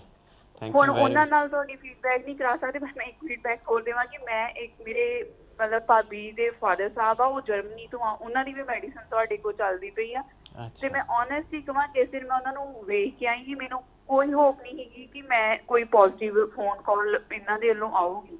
ਤੇ ਹੁਣ ਉਹ ਮੈਰਿਜ ਵੀ ਅਟੈਂਡ ਕਰਦੇ ਜੇ ਤੇ ਤੁਹਾਡੇ ਕੋਲ ਹੀ ਚੱਲਦੀ ਪਈ ਜੀ ਉਹਨਾਂ ਦੀ ਵੀ medicine. Maybe I don't know ਤੁਸੀਂ ਏਦਾਂ ਜਾਣਦੇ ਹੋਵੋਗੇ ਬਾਈ ਨੇਮ ਕਿ ਨਹੀਂ, ਪਰ ਬਹੁਤ ਇੰਪਰੂਵਮੈਂਟ ਆ ਉਹਨਾਂ ਦੀ। ਕੀ ਨਾਮ ਹੈ ਉਹਨਾਂ ਦਾ? ਉਹਨਾਂ ਦੇ ਵੀ ਅੱਗੇ ਇੰਡੀਆ ਮੈਡੀਸਨ ਦਿੰਦੇ ਆ। ਉਹਨਾਂ ਦੇ ਭਾਜੀ ਦਾ ਨਾਮ ਤੇ ਨਹੀਂ ਪਰ ਅੰਕਲ ਦਾ ਨਾਮ ਜੋਗਿੰਦਰ ਸਿੰਘ ਆ। ਕਾਫੀ ਉਹਨਾਂ ਦੀ ਵੀ ਹਾਂਜੀ ਕਾਫੀ ਇੰਪਰੂਵਮੈਂਟ ਮਤਲਬ ਉਹਨਾਂ ਵੱਲ ਵੇਖ ਕੇ ਹੀ ਆਪਾਂ ਮੈਡੀਸਨ ਸ਼ੁਰੂ ਕੀਤੀ ਸੀਗੀ। ਥੈਂਕ ਯੂ ਭਾਜੀ। ਹੋਰ ਕੁਝ ਕਹਿਣਾ ਚਾਹੁੰਦੇ ਹੋ? ਹੋਰ ਕੁਝ ਕਹਿਣਾ ਚਾਹੁੰਦੇ ਹੋ? ਮਿਹਰਬਾਨੀ ਜੀ, ਸਦਾ ਪਰਮਾਤਮਾ ਇਹਨਾਂ ਨੂੰ ਲੰਮੀ ਉਮਰ ਦੇਵੇ ਤੇ ਆਪਣੀ ਪ੍ਰੋਗਰਾਮ ਨੂੰ ਸਾਰੀ ਦੁਨੀਆ ਤੇ ਮਤਲਬ ਅਸੀਂ ਤੇ ਮੈਂ ਤੇ ਆਪਣੇ ਲਾਈਫ ਸਟਾਈਲ ਚ ਮਾਈਕਰੋ ਐਵਰੀਥਿੰਗ ਇਹਨਾਂ ਦਾ ਹਰ ਪ੍ਰੋਗਰਾਮ ਵੇਖੀਦਾ। ਸਾਰਿਆਂ ਨੂੰ ਕਨਵਿੰਸ ਕਰੀਦਾ ਜ਼ਰੂਰ ਵੇਖੋ ਜਿਹੜਾ ਵੀ ਮਤਲਬ ਸਾਡੀ ਫੈਮਿਲੀ ਚ ਸਿੱਖ ਆ। ਮੈਂ ਤੇ ਸਾਰਿਆਂ ਨੂੰ ਇਹਨਾਂ ਦੀਆਂ ਵੀਡੀਓ ਸੈਂਡ ਕਰਦੀ ਹਾਂ ਵੀ ਇੱਕ ਵਾਰੀ ਲਾਈਫ ਸਟਾਈਲ ਵੀ ਚੇਂਜ ਕਰੋ। ਇੱਕ ਵਾਰੀ ਜੇ ਤੁਸੀਂ ਨਹੀਂ ਅਜੇ ਮੈਡੀਸਨ ਸ਼ੁਰੂ ਕਰ ਸਕਦੇ ਨਹੀਂ ਪਰ ਆਪਣੇ ਬਿਹਾਫ ਤੇ ਗੱਲ ਕਰਕੇ ਕੋਈ ਤੁਹਾਨੂੰ ਹੋ ਸਕਦਾ ਵੀ ਉਹਨਾਂ ਦੇ ਖਾਲੀ ਵੀਡੀਓ ਤੋਂ ਹੀ ਬਹੁਤ ਇੰਪਰੂਵਮੈਂਟ ਮਿਲ ਜਵੇ। ਵੀ ਮੈਂ ਤੇ ਬਹੁਤ ਇੰਪ੍ਰੈਸ ਹਾਂ ਡਾਕਟਰ ਸਾਹਿਬ ਤੋਂ। Thank you very much. Thank you ਭਾਜੀ, ਥੈਂਕ ਯੂ। ਬਹੁਤ ਮਿਹਰਬਾਨੀ ਕਾਲ ਕਰਨ ਦਾ। ਤੁਹਾਨੂੰ ਰੱਬ ਤੁਹਾਨੂੰ ਠੀਕ ਰੱਖੇ, ਸਿਹਤਮੰਦ ਰੱਖੇ। ਸਤਿ ਸ਼੍ਰੀ ਅਕਾਲ ਜੀ। ਭਾਜੀ ਕਮਾਲ ਦੀ ਗੱਲ ਹੈ, ਟੈਕਨੋਲੋਜੀ ਦੇਖੋ ਜਰਮਨੀ, ਆਸਟ੍ਰੇਲੀਆ ਕਿੱਥੇ ਕਿੱਥੇ ਗੱਲ ਹੋ ਜਾਂਦੀ ਯਾਰ, ਬਹੁਤ ਕਮਾਲ ਦੀ ਗੱਲ ਹੈ। ਬੜੀ ਅਕਾਲ ਚੈਨਲ ਦਾ ਬੜਾ ਸ਼ੁਕਰੀਆ ਕਿ ਇਹਨਾਂ ਨੇ ਸਾਡੀ ਗੱਲ ਨੂੰ, ਆਪਣੇ ਪ੍ਰੋਗਰਾਮ ਨੂੰ ਪੂਰੀ ਦੁਨੀਆ 'ਚ ਪਹੁੰਚਾ ਦਿੱਤਾ। ਮੈਂ ਬੜਾ ਖੁਸ਼ ਹੁੰਦਾ ਕਿ ਆਸਟ੍ਰੇਲੀਆ 'ਚੋਂ, ਨਿਊਜ਼ੀਲੈਂਡ 'ਚੋਂ, ਯੂਰਪ ਤੇ ਸਾਰਾ ਹੈ, ਕੈਨੇਡਾ ਬਹੁਤ ਸਾਰੇ ਪੇਸ਼ੈਂਟ, USA ਹੈ, ਹਾਂਜੀ, ਇੰਡੀਆ ਬਹੁਤ ਸਾਰੇ। ਮੈਂ ਹੈਰਾਨ ਹੁੰਦਾ ਹੁਣ ਇੰਡੀਆ 'ਚੋਂ ਡਾਇਰੈਕਟ ਪੇਸ਼ੈਂਟਸ ਦੇ ਫੋਨ ਆਉਂਦੇ ਨੇ ਸਾਨੂੰ, ਉਹ ਕਹਿੰਦੇ ਨੇ ਅਸੀਂ ਅਕਾਲ ਟੀਵੀ ਦੇਖਿਆ ਤੇ ਉਹਨਾਂ ਨੂੰ ਕਿਸੇ ਨੇ ਨਹੀਂ ਦੱਸਿਆ ਹੁੰਦਾ। ਉਹ ਕਹਿੰਦੇ ਅਸੀਂ ਐਂ ਚੇਂਜ ਕਰ ਰਹੇ ਸੀ ਤੇ ਤੁਹਾਡਾ ਪ੍ਰੋਗਰਾਮ ਆ ਇੰਟਰਸਟਿੰਗ ਲੱਗਿਆ, ਅਸੀਂ ਫਿਰ ਰੈਗੂਲਰਲੀ ਦੇਖਣਾ ਸ਼ੁਰੂ ਕਰ ਦਿੱਤਾ। ਅੱਜ ਮੈਂ ਖੁਦ ਕਰਾਂਗਾ ਤੇ ਅਕਾਲ ਚੈਨਲ ਦੀ ਤਾਰੀਫ ਤੁਸੀਂ ਕਹੋਗੇ ਪਤਾ ਨਹੀਂ ਮੈਂ ਅਕਾਲ ਚੈਨਲ ਦਾ ਬੰਦਾ। ਮੈਂ ਤੁਸੀਂ ਸਭ ਅਕਾਲ ਚੈਨਲ ਦੇ ਬੰਦੇ ਹੋ, ਤੁਹਾਡੇ ਸਿਰ ਤੇ ਚੈਨਲ ਚੱਲਦਾ ਹੈ, ਲੇਕਿਨ ਅਕਾਲ ਚੈਨਲ ਨੇ ਬਹੁਤ ਕਾਮਯਾਬੀ ਉੱਪਰ ਉਹਨੇ ਹੱਥ ਪਾਇਆ 6 ਸਾਲਾਂ ਦੇ ਵਿੱਚ। ਉਹਨੇ ਚ ਦੇਖੋ ਕਿੱਥੋਂ ਤੋਂ ਲੈ ਕੇ ਕਿੱਥੇ ਤੱਕ ਸਾਡਾ ਚੈਨਲ ਜਾਂਦਾ, ਫਰਮ ਨਿਊਜ਼ੀਲੈਂਡ, ਆਸਟ੍ਰੇਲੀਆ, USA ਵਿੱਚ, ਯੂਰਪ ਔਰ ਸਾਰੀ ਜਗ੍ਹਾ ਦੇ ਉੱਪਰ, ਕੈਨੇਡਾ ਕਮਾਲ ਕੀਤੀ ਪਈ ਹੈ। It's a very hard work of team work ਹੈਗਾ ਸਾਰੀ ਸਾਡੀ ਅਕਾਲ ਚੈਨਲ ਦਾ, starting from UK, India, Europe, ਜਿੱਥੇ ਵੀ ਬੈਠੀ ਹੈ ਸਲੂਟ ਕਰਦੇ ਹਾਂ, ਥੈਂਕ ਯੂ ਵੈਰੀ ਮਚ। ਇਸੇ ਤਰ੍ਹਾਂ ਰੱਬ ਸਾਨੂੰ ਤਰੱਕੀ ਕਰਦਾ ਰਹੇ। ਔਰ ਦੇਖੋ ਇਹਦੇ ਨਾਲ ਨਾਲ ਲੋਕਾਂ ਦਾ ਭਲਾ ਹੋ ਰਿਹਾ, ਇਲਾਜ ਹੋ ਰਿਹਾ। ਹਾਂਜੀ ਨਾ ਤੁਸੀਂ ਕਦੀ ਆਸਟ੍ਰੇਲੀਆ ਗਏ ਹੋ, ਨਾ ਕਦੀ ਕਿਸੇ ਨੂੰ ਦੇਖਿਆ, ਉਹ ਤੁਹਾਨੂੰ ਉੱਥੇ ਦੁਆ ਮਿਲਦੀ ਹੈ ਡਾਕਟਰ ਸਾਹਿਬ। ਬਿਲਕੁਲ ਬਿਲकुल। ਅੱਛਾ, ਅਸੀਂ ਡਾਇਬੀਟੀਜ਼ ਦੀ ਗੱਲ ਕਰ ਰਹੇ ਸੀ, ਤੇ ਜਿਵੇਂ ਮੈਂ ਤੁਹਾਨੂੰ ਕਿਹਾ ਕਿ ਸਭ ਤੋਂ ਪਹਿਲੇ ਪੌਲ ਜੀ ਸਿੰਪਟਮ ਦੇਖਣੇ ਚਾਹੀਦੇ ਨੇ, ਕਿਉਂਕਿ ਬਜਾਏ ਇਹਦੇ ਕਿ ਟ੍ਰੇਨ ਆ ਕੇ ਸਾਨੂੰ ਹਿੱਟ ਕਰ ਦੇਵੇ ਤੇ ਫਿਰ ਆਪਣਾ ਟ੍ਰੀਟਮੈਂਟ ਸ਼ੁਰੂ ਕਰੀਏ, ਅਸੀਂ ਪਹਿਲੇ ਹੀ ਆਪਣੇ ਆਪ ਨੂੰ ਬਚਾ ਲਈਏ, ਠੀਕ ਹੈ ਨਾ। ਕੋਈ ਇਹਤਿਆਤੀ ਕੰਮ ਕਰ ਲਈਏ ਕਿ ਜਿਹਦੀ ਵਜ੍ਹਾ ਨਾਲ ਸਾਨੂੰ ਉਹ ਪ੍ਰੋਬਲਮ ਪਹੁੰਚੇ ਹੀ ਨਾ। ਔਰ ਉਹਦਾ ਇਹ ਹੈ ਕਿ ਜੋ ਹੀ ਤੁਹਾਨੂੰ ਬਾਡੀ ਸਿੰਪਟਮ ਦੇਣੇ ਸ਼ੁਰੂ ਕਰੇ, ਬਾਡੀ ਤੁਹਾਨੂੰ ਦੱਸੇ ਕਿ ਗੜਬੜ ਆ ਰਹੀ ਹੈ, ਉਸੇ ਵਕਤ ਰੁਕੋ ਔਰ ਆਪਣੀ ਪ੍ਰੋਬਲਮ ਨੂੰ, ਆਪਣੇ ਆਪ ਨੂੰ ਠੀਕ ਕਰੋ, ਆਪਣੇ ਲਾਈਫ ਸਟਾਈਲ ਚੇਂਜ ਕਰੋ। ਹੁਣ ਮਸਲਨ ਇੱਕ ਸਿੰਪਟਮ ਮੈਂ ਤੁਹਾਨੂੰ ਇਹ ਦੱਸਿਆ। ਦੂਸਰਾ ਇਹ ਹੈ ਕਿ ਅਗਰ ਤੁਹਾਡੀ ਏਜ 45 ਤੋਂ 55 ਦੇ ਦਰਮਿਆਨ ਹੋ, ਨੋ ਮੈਟਰ ਤੁਸੀਂ ਮੇਲ ਹੋ ਫੀਮੇਲ ਹੋ, ਮਰਦ ਹੈ ਔਰਤ ਹੈ, 45 ਤੋਂ 55 ਤੁਹਾਡੀ ਏਜ ਹੈ, ਉਸ ਵਕਤ ਦੋਵਾਂ ਦੀ ਬਾਡੀ 'ਚ ਹਾਰਮੋਨਲ ਚੇਂਜਸ ਹੋ ਰਹੀਆਂ ਹੁੰਦੀਆਂ। ਮਰਦ ਦੀ ਬਾਡੀ 'ਚ ਹੋਰ ਤਰ੍ਹਾਂ ਦੀ ਚੇਂਜਸ ਹੋ ਰਹੀ ਹੁੰਦੀ ਹੈ, ਔਰਤ ਦੀ ਬਾਡੀ 'ਚ ਹੋਰ ਤਰ੍ਹਾਂ ਦੀ ਚੇਂਜਸ ਹੋ ਰਹੀ ਹੈ। ਲੇਕਿਨ ਉਹਨਾਂ ਹਾਰਮੋਨਲ ਚੇਂਜਸ ਦਾ ਜਿਹੜਾ ਇਫੈਕਟ ਹੈ ਉਹਨਾਂ ਦੇ ਇੰਟਰਨਲ ਆਰਗਨ ਤੇ ਪੈ ਰਿਹਾ ਹੁੰਦਾ, ਉਹਨਾਂ ਦੇ ਲਿਵਰ ਤੇ ਇਫੈਕਟ ਪੈ ਰਿਹਾ ਹੁੰਦਾ, ਪੈਂਕਰੀਆਸ ਤੇ ਪੈ ਰਿਹਾ ਹੁੰਦਾ। ਉਹ ਟਾਈਮ ਹੁੰਦਾ ਹੈ ਜਿੱਥੇ ਮੁxtਲਿਫ ਸਿੰਪਟਮ ਆਉਣੇ ਸ਼ੁਰੂ ਹੋ ਜਾਂਦੇ ਨੇ, ਉਹਨੂੰ ਆਬਜ਼ਰਵ ਕਰੋ। ਮਸਲਨ ਅਗਰ ਤੁਹਾਡੀ 45 ਤੋਂ 55 ਏਜ ਹੈ, ਤੁਸੀਂ ਰਾਤ ਨੂੰ 2 ਵਾਰੀ ਤੋਂ ਜ਼ਿਆਦਾ ਤੁਹਾਨੂੰ ਪਿਸ਼ਾਬ ਕਰਨ ਲਈ ਉੱਠਣਾ ਪੈਂਦਾ, ਬਲਕਿ 1 ਵਾਰੀ ਤੋਂ ਜ਼ਿਆਦਾ ਉੱਠਣਾ ਪੈਂਦਾ। ਔਰ ਇਹ ਰੂਟੀਨ ਬਣ ਗਈ ਹੈ ਤੁਹਾਡੀ ਕਿ ਤੁਸੀਂ ਫਰਜ਼ ਕਰੋ 10 ਵਜੇ ਸੁੱਤੇ ਹੋ, ਤੁਹਾਨੂੰ 12 12:30 ਪਿਸ਼ਾਬ ਲਈ ਉੱਠਣਾ ਹੈ, ਫਿਰ ਤੁਸੀਂ ਆ ਕੇ ਸੁੱਤੇ ਹੋ, ਫਿਰ ਤੁਹਾਨੂੰ 1 1:30 ਵਜੇ ਫਿਰ ਉੱਠਣਾ ਹੈ, ਫਿਰ ਤੁਸੀਂ ਆ ਕੇ ਸੁੱਤੇ ਹੋ, ਫਿਰ 4 ਵਜੇ ਫਿਰ ਉੱਠਣਾ ਹੈ। ਇਹ ਗੜਬੜ ਹੈ, ਠੀਕ ਹੈ। ਇਹਦਾ ਮਤਲਬ ਹੈ ਕਿ ਤੁਹਾਡੀ ਬਾਡੀ ਰਾਤ ਨੂੰ ਸ਼ੂਗਰ ਨੂੰ ਪ੍ਰੋਪਰਲੀ ਕੰਟਰੋਲ ਨਹੀਂ ਕਰ ਪਾ ਰਹੀ, ਔਰ ਤੁਹਾਡੇ ਬਲੱਡ ਸ਼ੂਗਰ ਜ਼ਿਆਦਾ ਹੋ ਗਈ ਹੈ, ਔਰ ਤੁਹਾਡੀ ਬਾਡੀ ਯੂਰਨ ਦੇ ਥਰੂ ਉਹਦੇ ਕੋਲੋਂ ਜਾਨ ਛੁਡਾ ਰਹੀ ਹੈ। ਯੂਰਨ ਤੁਹਾਨੂੰ ਪਿਆਸ ਲੱਗ ਰਹੀ ਹੈ, ਯੂਰਨ ਦੇ ਥਰੂ ਸ਼ੂਗਰ ਬਾਹਰ ਕੱਢ ਰਹੇ ਹੋ, ਪਿਆਸ ਲੱਗ। ਇਹ ਦੂਸਰਾ ਬੜਾ ਇੰਪੋਰਟੈਂਟ ਸਿੰਪਟਮ ਹੈ। ਤੀਸਰਾ, ਅਗਰ ਤੁਹਾਡੇ 'ਚ ਇਹ ਸਿੰਪਟਮ ਆਏ ਕਿ ਤੁਸੀਂ ਨਾਸ਼ਤਾ ਕੀਤਾ 8 ਵਜੇ 9 ਵਜੇ ਬ੍ਰੇਕਫਾਸਟ ਕੀਤਾ, ਕਿ 12 1 ਵਜੇ ਜਾ ਕੇ ਨਾ ਤੁਹਾਨੂੰ ਅੰਨੇ ਪਾ ਭੁੱਖ ਲੱਗ ਜਾਏ, ਤੁਹਾਡਾ ਦਿਲ ਕਰੇ ਫਟਾਫਟ ਮੈਂ ਕੋਈ ਚੀਜ਼ ਨਾ ਪਾਵਾਂ। ਬਾਜ਼ ਲੋਕਾਂ ਨਾਲ ਇਹ ਹੁੰਦਾ ਕਿ ਉਹਨਾਂ ਦੀ ਬਾਡੀ ਸ਼ੇਕ ਕਰਨੀ ਸ਼ੁਰੂ ਕਰ ਦਿੰਦੀ ਹੈ, ਉਹ ਘਬਰਾ ਜਾਂਦੇ, ਮੈਨੂੰ ਲੱਗਦਾ ਲੋ ਹੋ ਰਹੀ ਲੋ ਸ਼ੂਗਰ। ਅਗਰ ਤੁਹਾਨੂੰ ਇਹ ਸਿੰਪਟਮ ਆਉਂਦੀ ਹੈ, ਔਰ ਖਾਸ ਤੌਰ ਤੇ 1 ਤੋਂ 3 ਦੇ ਦਰਮਿਆਨ, ਟਾਈਮ ਨੂੰ ਵੀ ਚੈੱਕ ਕਰੋ, 1 ਤੋਂ 3 ਦੇ ਦਰਮਿਆਨ ਉਹ ਇੱਕ ਖਾਸ ਟਾਈਮ ਹੁੰਦਾ ਹੈ ਜਿਹਦੇ ਤੁਹਾਡੀ ਬਾਡੀ ਦਾ ਕੋਰਟੀਸੋਲ ਹਾਰਮੋਨ ਦਾ ਲੈਵਲ ਥੱਲੇ ਜਾ ਰਿਹਾ ਹੁੰਦਾ ਹੈ। ਉਹਦੇ ਵਿੱਚ ਬਾਡੀ ਨਾ ਪ੍ਰੋਪਰਲੀ ਸ਼ੂਗਰ ਨੂੰ ਬੈਲੈਂਸ ਨਹੀਂ ਕਰ ਪਾਉਂਦੀ, ਉਹਨਾਂ ਲੋਕਾਂ ਦੀ ਜਿਨ੍ਹਾਂ ਦਾ ਪੈਂਕਰੀਆਸ ਵੀਕ ਹੋ ਰਿਹਾ ਹੁੰਦਾ। ਅਗਰ ਤੁਹਾਨੂੰ ਇਹ ਹੋ ਰਿਹਾ, ਇਸ ਸਿੰਪਟਮ ਨੂੰ ਗੌਰ ਕਰੋ।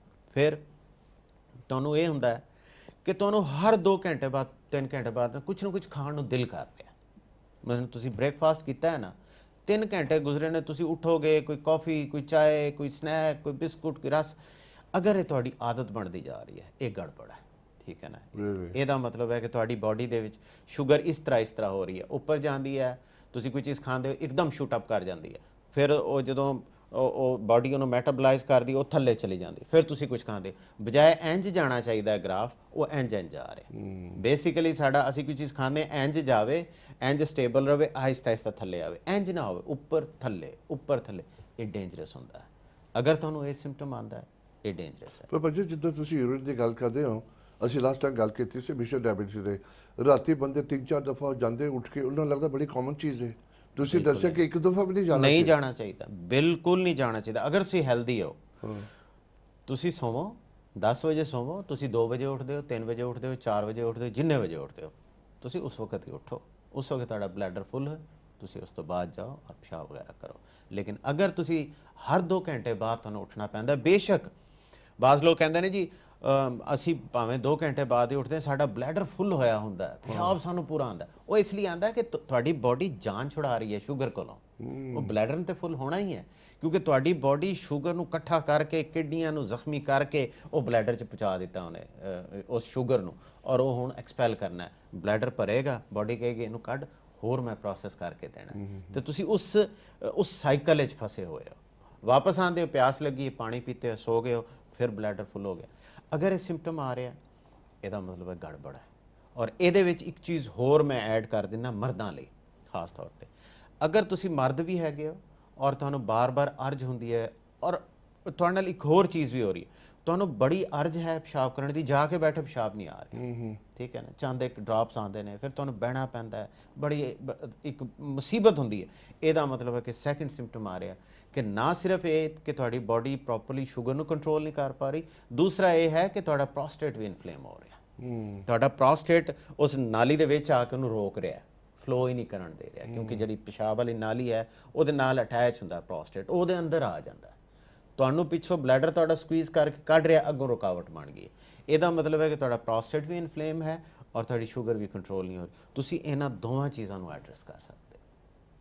ਪਰ ਜੇ ਇਹ ਬੱਚੇ ਕਈ ਦਫਾ ਬੰਦੇ ਕਹਿੰਦੇ ਯਾਰ ਤੂੰ ਛੋਟੀ ਛੋਟੀ ਗੱਲ ਪਾਸੇ ਬਰੀ ਕਰਦੇ, ਇਹ ਬਰੀ ਦੀ ਗੱਲ ਨਹੀਂ ਹੁੰਦੀ। ਲੇਕਿਨ ਜੇ ਤੁਸੀਂ ਕੁਝ ਅਨਯੂਜੂਅਲ ਦੇਖਦੇ ਹੋ ਤੇ ਗੌਰ ਕਰਨਾ। ਤੁਹਾਡੀ ਬਾਡੀ ਸਿੰਪਟਮ ਦੇ ਰਹੀ ਹੈ, ਤੁਹਾਨੂੰ ਦੱਸ ਰਹੀ ਹੈ ਨਾ ਕੁਝ। ਬਿਲਕੁਲ ਬਿਲਕੁਲ। ਅਗਰ ਤੁਸੀਂ ਉਹਦੀ ਉਸ ਸਿੰਪਟਮ ਨੂੰ ਪ੍ਰੋਪਰਲੀ ਨਹੀਂ ਦੇਖੋਗੇ, ਨਹੀਂ ਲਿਸਨ ਕਰੋਗੇ, ਉਹ ਉਸ ਤੋਂ ਜ਼ਿਆਦਾ ਖਤਰਨਾਕ ਸਿੰਪਟਮ ਦੇਗੀ। ਪਹਿਲੇ ਉਹ ਪਿਆਰ ਨਾਲ ਵਿਸਪਰ ਕਰੇਗੀ, ਅਗਰ ਉਹਦੀ ਗੱਲ ਨਹੀਂ ਮੰਨੋਗੇ ਉਹ ਰੌਲਾ ਪਾ ਦੇਗੀ, ਅਗਰ ਫਿਰ ਵੀ ਨਹੀਂ ਮੰਨੋਗੇ ਲੰਮੀ ਪੈ ਜਾਏਗੀ, ਫਿਰ ਤੁਸੀਂ ਉੱਠ ਵੀ ਨਹੀਂ ਸਕੋਗੇ। ਭਾਜੀ ਇੱਥੇ ਬਹੁਤ ਕਮਾਲ ਦੀ ਤੁਸੀਂ ਗੱਲ ਕੀਤੀ ਹੈ। ਓਨੈਸਟਲੀ ਮੈਂ ਤਾਂ ਹਮੇਸ਼ਾ ਤੁਹਾਨੂੰ ਦੱਸ ਦੇਣਾ, ਅਗਰ ਮੈਂ ਕੁਛ ਹੇਰਾ ਫੇਰੀ ਕਰਾਂ, ਅਗਰ ਹੇਰਾ ਫੇਰੀ ਮੈਂ ਡਾਕਟਰ ਨਾਲ ਕਰਾਂਗਾ ਲੇਕਿਨ ਬੋਡੀ ਨਾਲ ਹੇਰਾ ਫੇਰੀ ਨਹੀਂ ਕਰ ਸਕਦੇ। ਬਿਲਕੁਲ ਹੈ ਉਹ ਤਾਂ ਦਿਖਾਈ ਦੇਗੀ ਨਾ, ਉਹ ਤਾਂ ਪਤਾ ਲੱਗ ਜਾਂਦਾ ਹੈ ਕਿ ਮੈਂ ਤਕਲੀਫ 'ਚ, ਮੈਂ ਪੇਨ ਵੀ ਹੈਗਾ, ਤੇ ਅਸੀਂ ਸੋਚਦੇ ਨਹੀਂ ਕਿ ਮੈਂ ਕੀ ਕੀਤਾ ਹੋਗਾ। ਥੋੜੀ ਜਿਹੀ ਬ੍ਰੇਕ ਲਵਾਂਗੇ, ਟਾਈਮ ਬੜੀ ਫਾਸਟ ਜਾ ਰਿਹਾ, ਬਹੁਤ ਇੰਟਰਸਟਿੰਗ ਗੱਲਾਂ ਹੋ ਰਹੀਆਂ। ਪਲੀਜ਼ ਸਟੇ ਟਿਊਨਡ ਇਨ। ਥੋੜੀ ਬਾਅਦ ਹੀ 2-1 ਮਿੰਟ ਬਾਅਦ ਵਾਪਸ ਆਉਂਦੇ ਹਾਂ। ਸਤਿ ਸ਼੍ਰੀ ਅਕਾਲ ਜੀ। ਅਕਾਲ ਚੈਨਲ ਨੂੰ ਸਬਸਕ੍ਰਾਈਬ ਕਰੋ। ਨਵੀਂ ਵੀਡੀਓਜ਼ ਦੀ ਨੋਟੀਫਿਕੇਸ਼ਨ ਦੇ ਲਈ ਬੈਲ ਆਈਕਨ ਨੂੰ ਕਲਿੱਕ ਕਰਨਾ ਨਾ ਭੁੱਲਣਾ। Welcome back in the second part. ਅਗਰ ਤੁਸੀਂ ਹੁਣੇ ਦੇਖਣਾ ਸ਼ੁਰੂ ਕੀਤਾ, you really missing a lot. Doctor Wali ਦੀ ਹਮੇਸ਼ਾ ਗੱਲਾਂ ਹੁੰਦੀਆਂ, ਤੁਸੀਂ ਸੁਣ ਕੇ ਗੌਰ ਕਰੋ ਤੇ ਤੁਹਾਡਾ ਅੱਧਾ ਇਲਾਜ ਹੋ ਜਾਏਗਾ ਓਨੈਸਟਲੀ। ਬਾਕੀ ਮੈਂ ਉਦੋਂ ਦੱਸ ਦਿੰਦਾ ਕਿ ਦੇਖੋ ਡਾਕਟਰ ਦੇ ਕਿੱਥੇ ਕਿੱਥੇ ਲੋਕ ਬੈਠੇ ਨੇ। ਹੁਣੇ ਜਸਟ ਬਿਫੋਰ ਦੇ ਹਾਫ ਬ੍ਰਿਸਬੇਨ ਆਸਟ੍ਰੇਲੀਆ ਤੋਂ ਸਾਨੂੰ ਕਾਲ ਆਇਆ, ਐਂਡ ਇਟ ਇਜ਼ ਰੀਅਲੀ ਇੰਪ੍ਰੈਸਿੰਗ ਕਿ ਡਾਕਟਰ ਕਿੱਥੇ ਤੱਕ ਪਹੁੰਚ ਚੁੱਕੇ ਨੇ ਅਕਾਲ ਦੇ ਰਸਤੇ, ਉਹ ਅਕਾਲ ਕਿੱਥੇ ਤੱਕ ਪਹੁੰਚ ਚੁੱਕਾ ਡਾਕਟਰ ਦੇ ਰਸਤੇ। ਇਹ ਟੀਮ ਵਰਕ ਹੁੰਦਾ ਇਕੱਠਿਆਂ ਦਾ, ਬਹੁਤ ਅੱਛਾ ਲੱਗਦਾ। ਆਸਟ੍ਰੇਲੀਆ ਤੱਕ ਅਕਾਲ ਚੈਨਲ ਦੇ ਸਾਡੇ ਵਿਊਅਰਸ ਹੈਗੇ ਨੇ। It's something really nice, very happy. Before ਮੈਂ ਡਾਕਟਰ ਨਾਲ ਗੱਲ ਕਰਾਂ, ਐਕਚੁਅਲੀ ਇੱਕ ਹੋਰ ਕਾਲ ਆ ਰਿਹਾ। ਆਈ ਹੋਪ ਇਹ ਵੀ ਕਿਤੇ ਬਾਹਰਲੀ ਦੁਨੀਆ ਤੋਂ ਕਿਤੇ ਦੂਰ ਹੋਵੇ। ਚਲੋ ਅਸੀਂ ਦੇਖਦੇ ਹਾਂ। ਹੈਲੋ ਜੀ। ਹੈਲੋ ਜੀ, ਸਤਿ ਸ਼੍ਰੀ ਅਕਾਲ। ਕਿੱਥੋਂ ਬੋਲਦੇ ਹੋ? ਕੌਣ ਬੋਲਦੇ ਹੋ? ਮੈਂ ਬਲਵਿੰਦਰ ਕੌਰ ਬੋਲਦੀ ਹਾਂ। ਬਲਵਿੰਦਰ ਕੌਰ ਜੀ, ਸਵਾਗਤ ਕਰਦੇ। ਕਿੱਥੋਂ ਬੋਲਦੇ ਹੋ? ਅਸੀਂ ਇੱਥੇ ਲੰਡਨ ਤੋਂ ਬੋਲਦੇ ਹਾਂ। ਅੱਛਾ, ਲੰਡਨ ਤੋਂ। ਸਾਡੇ ਗੁਆਂਢੀ ਹੋ ਫਿਰ।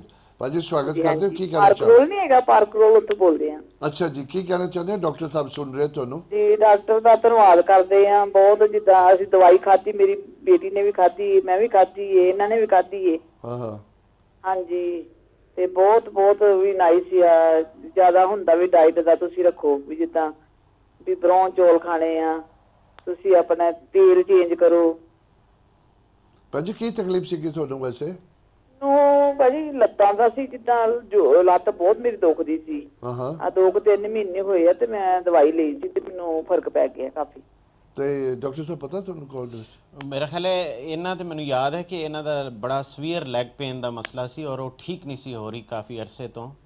ਤੇ ਮੇਰਾ ਖਿਆਲ ਹੈ ਮੈਨੂੰ ਥੋੜਾ ਜਿਹਾ ਯਾਦ ਆ ਰਿਹਾ ਸੁਰਿੰਦਰ ਕੌਰ ਸਾਹਿਬਾ ਦਾ ਕਿ ਉਹ ਇਹਨਾਂ ਨੂੰ ਲੈਗ ਪੇਨ ਦਾ ਮਸਲਾ ਸੀ, ਲੇਕਿਨ ਉਹ ਮੈਂ ਇਹਨਾਂ ਨੂੰ ਦੱਸਿਆ ਸੀ ਕਿ ਬੈਕ ਤੋਂ ਤੁਹਾਡਾ ਓਰੀਜੀਨੇਟ ਹੋ ਰਿਹਾ, ਲੇਕਿਨ ਰੱਬ ਨੇ ਕਰਮ ਕੀਤਾ ਹੈ ਹੁਣ ਤਾਂ ਠੀਕ ਹੋ ਗਏ ਨੇ। ਅਸੀਂ ਸਟਾਰਟ 'ਚ ਇਹੀ ਗੱਲ ਕੀਤੀ ਸੀ ਨਾ, ਬੈਕ ਤੋਂ ਲੱਗਦਾ ਯਾਦ ਹੈ ਨਾ, ਇਹੀ ਗੱਲ ਕਰ ਰਹੇ ਸੀ।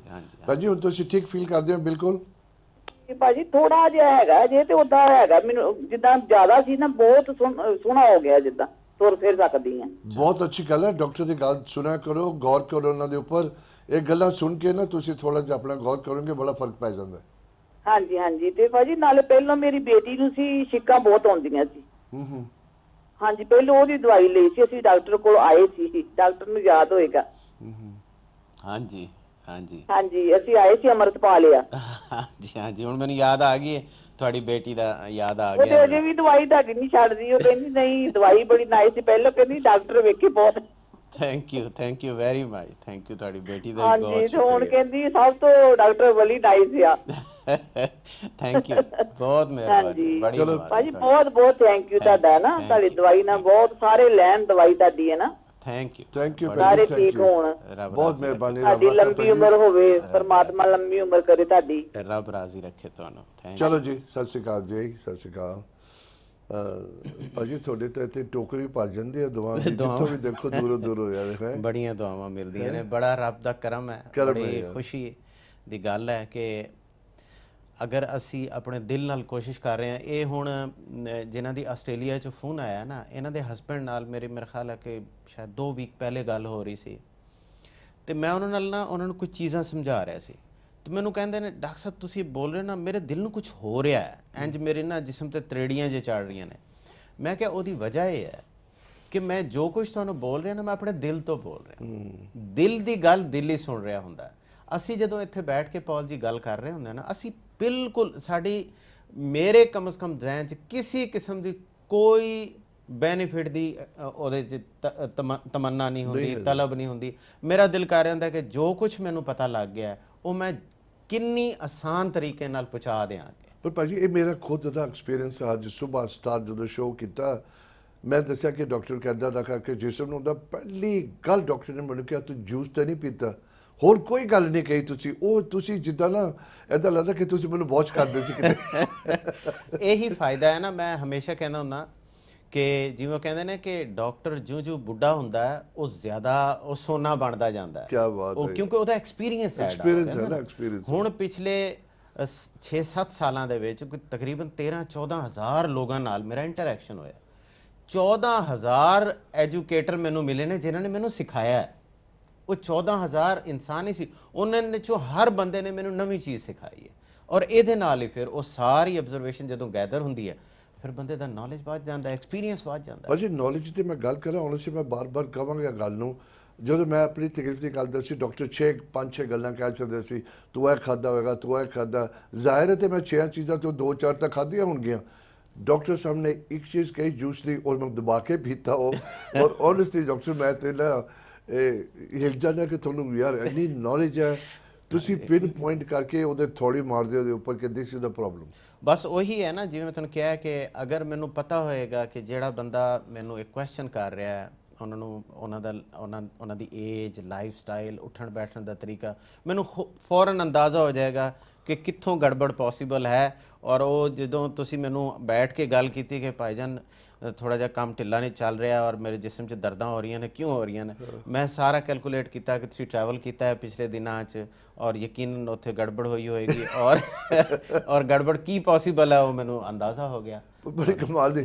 ਫਿਰ ਜਦੋਂ ਸ਼ੋਅ ਕੀਤਾ ਮੈਂ ਸਟਾਰਟ ਕੀਤਾ ਸੀ ਆਪਣੀ ਬੈਕ ਦੇ ਨਾਲ ਕਿ ਲੱਤਾਂ 'ਚ ਪੇਨ ਜਾਂਦੀ ਹੈ, ਉਹ ਕਾਲ ਆਇਆ ਤੁਸੀਂ ਦੇਖੋ, ਉਹ ਤੁਸੀਂ ਕਿਹਾ ਬੈਕ ਨਾਲ ਲਿੰਕਡ ਹੈ। ਲਿੰਕਡ ਹੈ, ਬਿਲਕੁਲ ਬਿਲਕੁਲ ਐਕਸਪੀਰੀਅੰਸ ਹੋ ਗਿਆ ਨਾ। ਐਕਸਪੀਰੀਅੰਸ ਹੈ, ਇਹ ਚੀਜ਼ਾਂ ਤੁਹਾਨੂੰ ਵਕਤ ਸਿਖਾਉਂਦਾ ਹੈ, ਤੁਹਾਨੂੰ ਤਜਰਬਾ ਸਿਖਾਉਂਦਾ ਹੈ।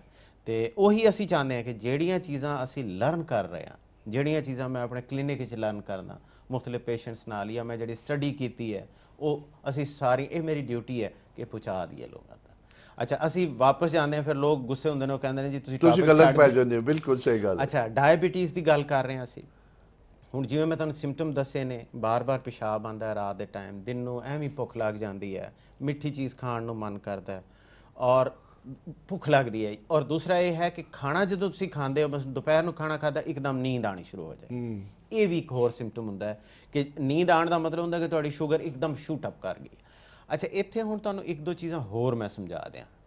ਉਹ ਸ਼ੂਗਰ ਨਹੀਂ ਹੁੰਦੀਆਂ। ਹੁਣ ਇਹ ਵੀ ਮੈਂ ਤੁਹਾਨੂੰ ਦੱਸਦਾ। ਹੁਣ ਬਾਜ਼ ਲੋਕਾਂ ਨੇ ਆਪਣੇ ਘਰ 'ਚੋਂ ਰੱਖੇ ਹੋਏ ਨੇ ਉਹ ਜਿਹੜੇ ਸਟਿਕ ਲਗਾ ਕੇ ਇਹਨਾਂ ਤੇ ਗਲੂਕੋਮੀਟਰ ਨਾਲ ਚੈੱਕ ਕਰਦੇ ਰਹਿੰਦੇ ਨੇ। ਇਹ ਬਿਲਕੁਲ ਮੈਨੂੰ ਇੱਕ ਯੂਜ਼ਲੈਸ ਚੀਜ਼ ਸਮਝਦਾ। ਉਹਦੀ ਵਜ੍ਹਾ ਇਹ ਹੈ, ਪੌਲ ਜੀ ਤੁਸੀਂ ਐਕਸਪੈਰੀਮੈਂਟ ਕਰਕੇ ਦੇਖ ਲਓ।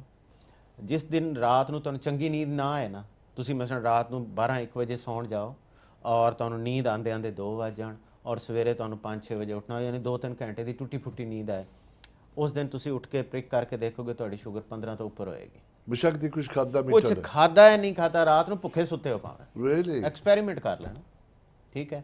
ਤੁਸੀਂ ਸਵੇਰ ਉੱਠਦੇ ਹੋ ਬਿਲਕੁਲ ਫਰੈਸ਼ ਹੋ, ਲੇਕਿਨ ਉੱਠਦੇ ਤੁਹਾਨੂੰ ਫੋਨ ਆ ਜਾਂਦਾ ਕਿ ਉਹ ਫਲਾਂ ਚੀਜ਼ ਹੋ ਗਈ, ਕੋਈ ਬਿਜ਼ਨਸ ਲਾਸ ਹੋ ਗਿਆ, ਕੋਈ ਗੜਬੜ ਹੋ ਗਈ, ਕੋਈ ਰਿਲੇਟਿਵ ਬਿਮਾਰ ਹੋ ਗਿਆ, ਕੁਝ ਹੋ ਗਿਆ। ਜੋ ਹੀ ਤੁਸੀਂ ਉਹ ਫੋਨ ਸੁਣਦੇ ਹੋ ਇੱਕਦਮ ਤੁਹਾਨੂੰ ਸ਼ੌਕ ਜਾਂਦਾ, ਤੁਸੀਂ ਉਸ ਤੋਂ 5 ਮਿੰਟ ਬਾਅਦ ਪ੍ਰਿਕ ਕਰੋ, ਤੁਹਾਡੀ ਸ਼ੂਗਰ 20 ਹੋਏਗੀ। ਸਟ੍ਰੈਸ ਦੇ ਨਾਲ ਇਹਨਾਂ ਚੀਜ਼ਾਂ ਨੂੰ ਅਸੀਂ ਕਦੇ ਆਪਣਾ ਉਹਦੇ ਵਿੱਚ ਮਿਕਸ ਨਹੀਂ ਕਰਦੇ। ਉਹ ਲੋਕਾਂ ਨੇ ਆਦਤ ਬਣਾਈ ਹੋਈ ਹੈ, ਉਹਨਾਂ ਨੂੰ NHS ਨੇ ਉਹ ਡਾਇਰੀਆਂ ਦਿੱਤੀਆਂ ਹੋਈਆਂ ਨੇ ਕਿ ਜੀ ਆਪਣੀ ਦਿਨਾਂ ਸ਼ਾਮ ਉਹ ਲੱਗੇ ਹੋਏ ਨੇ ਸੂਈਆਂ ਮਾਰ ਕੇ ਲਾਈ ਜਾ ਰਹੇ ਨੇ ਔਰ ਚੈੱਕ ਔਰ ਨਾਲ ਸਟ੍ਰੈਸ ਆ ਰਿਹਾ। ਓਏ 18 ਹੋ ਗਈ, ਮੈਂ ਤਾਂ ਕੁਝ ਰਾਤ ਖਾਦਾ ਹੀ ਨਹੀਂ ਸੀ, ਮੈਂ ਤਾਂ ਅੱਜ ਨਾਸ਼ਤਾ ਵੀ ਨਹੀਂ ਕੀਤਾ, ਮੇਰੀ ਸ਼ੂਗਰ 18 ਹੋ ਗਈ। ਉਹਨਾਂ ਨੂੰ ਇਹ ਸਮਝ ਨਹੀਂ ਆਉਂਦੀ ਕਿ ਰਾਤ ਨੀਂਦ ਕੈਸੀ ਸੀ ਮੇਰੀ, क्या मैं स्ट्रैस से ही सी? क्योंकि जो ही तुसी स्ट्रैस से जाते हो ਤੁਹਾਡੀ ਬੋਡੀ ਸ਼ੂਗਰ ਪੰਪ ਕਰ ਦਿੰਦੀ ਹੈ ਸਿਸਟਮ 'ਚ, ਕਿਉਂਕਿ ਉਹਨੂੰ ਪਤਾ ਨਹੀਂ ਹੁੰਦਾ ਕਿ ਕਿਸ ਕਿਸਮ ਦਾ ਸਟ੍ਰੈਸ ਹੈ। ਕੋਈ ਲੜਾਈ ਕਰਨੀ ਹੈ, ਕੋਈ ਜੰਗ ਕਰਨੀ ਹੈ, ਪੌਲ ਨੇ ਜਾ ਕੇ ਕੋਈ ਤਲਵਾਰਾਂ ਨਾਲ ਲੜਾਈ ਕਰਨੀ, ਕੀ ਕਰਨਾ ਹੈ। ਜੋ ਹੀ ਸਟ੍ਰੈਸ ਫੀਲ ਕਰੇਗੀ ਬਾਡੀ, ਉਹਦੇ ਮੁਤਾਬਿਕ ਉਹ ਆਪਣੇ ਆਪ ਨੂੰ ਪ੍ਰੀਪੇਅਰ ਕਰੇਗੀ। ਉਹ ਸਟ੍ਰੈਸ ਭਾਵੇਂ ਛੋਟਾ ਜਿਹਾ ਭਾਵੇਂ ਬਹੁਤ ਵੱਡਾ, ਬਾਡੀ ਨੇ ਰਿਸਪਾਂਸ ਇੱਕੋ ਜਿਹਾ ਦੇਣਾ। ਅਗਰ ਨੀਂਦ ਠੀਕ ਨਹੀਂ ਆਈ, ਉਹ ਸਟ੍ਰੈਸ ਹੈ। बुरी खबर मिली है, वो स्ट्रैस है। रात ਨੂੰ ਕੋਈ ਫੂਡ ਪੁੱਠੀ ਸਿੱਧੀ ਖਾ ਲਈ, ਉਹ ਵੀ ਸਟ੍ਰੈਸ ਹੈ। ਠੀਕ ਹੈ ਨਾ। ਇਹੋ ਜਿਹੀ ਫੂਡ ਖਾ ਲਈਏ ਤੁਸੀਂ ਜਿਹੜੀ ਤੁਹਾਡੀ ਬਾਡੀ ਪ੍ਰੋਪਰਲੀ ਡਾਈਜੈਸਟ ਹੀ ਨਹੀਂ ਕਰ ਸਕੀ, ਉਹ ਸਟ੍ਰੈਸ ਆਏਗਾ। ਉਹ ਸਟ੍ਰੈਸ ਦੀ ਵਜ੍ਹਾ ਨਾਲ ਤੁਹਾਡੀ ਸ਼ੂਗਰ ਅਪ ਹੋ ਜਾਏਗੀ। ਤੁਸੀਂ ਇਹਨਾਂ ਸਾਰੀਆਂ ਚੀਜ਼ਾਂ ਨੂੰ ਵਿੱਚ ਪਾਉਣਾ। ਹੁਣ ਬਹੁਤ ਸਾਰੇ ਲੋਕ ਨੇ, ਮੈਂ ਉਹਨਾਂ ਨੂੰ ਕਹਿੰਦਾ ਹੁੰਦਾ ਕਿ ਤੁਸੀਂ ਲਾਈਫ ਸਟਾਈਲ ਜਦੋਂ ਚੇਂਜ ਕਰਨਾ, ਹੁਣ ਮਸਲਨ ਕੁਝ ਟਿਪਸ ਅਸੀਂ ਦੇ ਦਿੰਦੇ ਹਾਂ, ਕਿਉਂਕਿ ਪ੍ਰੋਗਰਾਮ ਦਾ ਟਾਈਮ ਥੋੜਾ ਹੁੰਦਾ ਕਿ ਅਗਰ ਫਰਜ਼ ਕਰੋ ਤੁਹਾਨੂੰ ਇਹ ਸਿੰਪਟਮ ਆਉਂਦੇ ਨੇ ਤਾਂ ਕਰਨਾ ਕੀ ਚਾਹੀਦਾ। ਠੀਕ ਹੈ ਨਾ। ਲੋਕ ਕਹਿਣਗੇ ਕਿ ਹਾਂਜੀ ਠੀਕ ਹੈ ਜੀ, ਅਸੀਂ ਰਾਤ ਨੂੰ ਸਾਨੂੰ ਬਾਰ-ਬਾਰ ਪਿਸ਼ਾਬ ਲਈ ਉੱਠਣਾ ਪੈਂਦਾ, ਢਿੱਡ ਬਾਹਰ ਨਿਕਲ ਰਿਹਾ, ਔਰਤਾਂ ਕਹਿੰਦੀਆਂ ਠੀਕ ਹੈ ਸਾਡੇ ਹਿਪ ਤੇ ਫੈਟ ਆ ਰਿਹਾ, ਤੇ ਸਾਨੂੰ ਕੀ ਕਰਨਾ ਚਾਹੀਦਾ, ਜਾਂ ਸਾਨੂੰ ਬਾਰ-ਬਾਰ ਪਿਆਸ ਲੱਗਦੀ ਹੈ ਬਹੁਤ ਜ਼ਿਆਦਾ, ਮਿੱਠੀ ਖਾਣ ਨੂੰ ਕਰਨਾ ਕੀ ਚਾਹੀਦਾ। ਅੱਛਾ, ਇਹਦੇ 2-3 ਚੀਜ਼ਾਂ ਬੜੀਆਂ ਈਜ਼ੀ ਨੇ ਔਰ ਬਹੁਤ ਉਹਨਾਂ ਦਾ ਇਫੈਕਟ ਹੈ।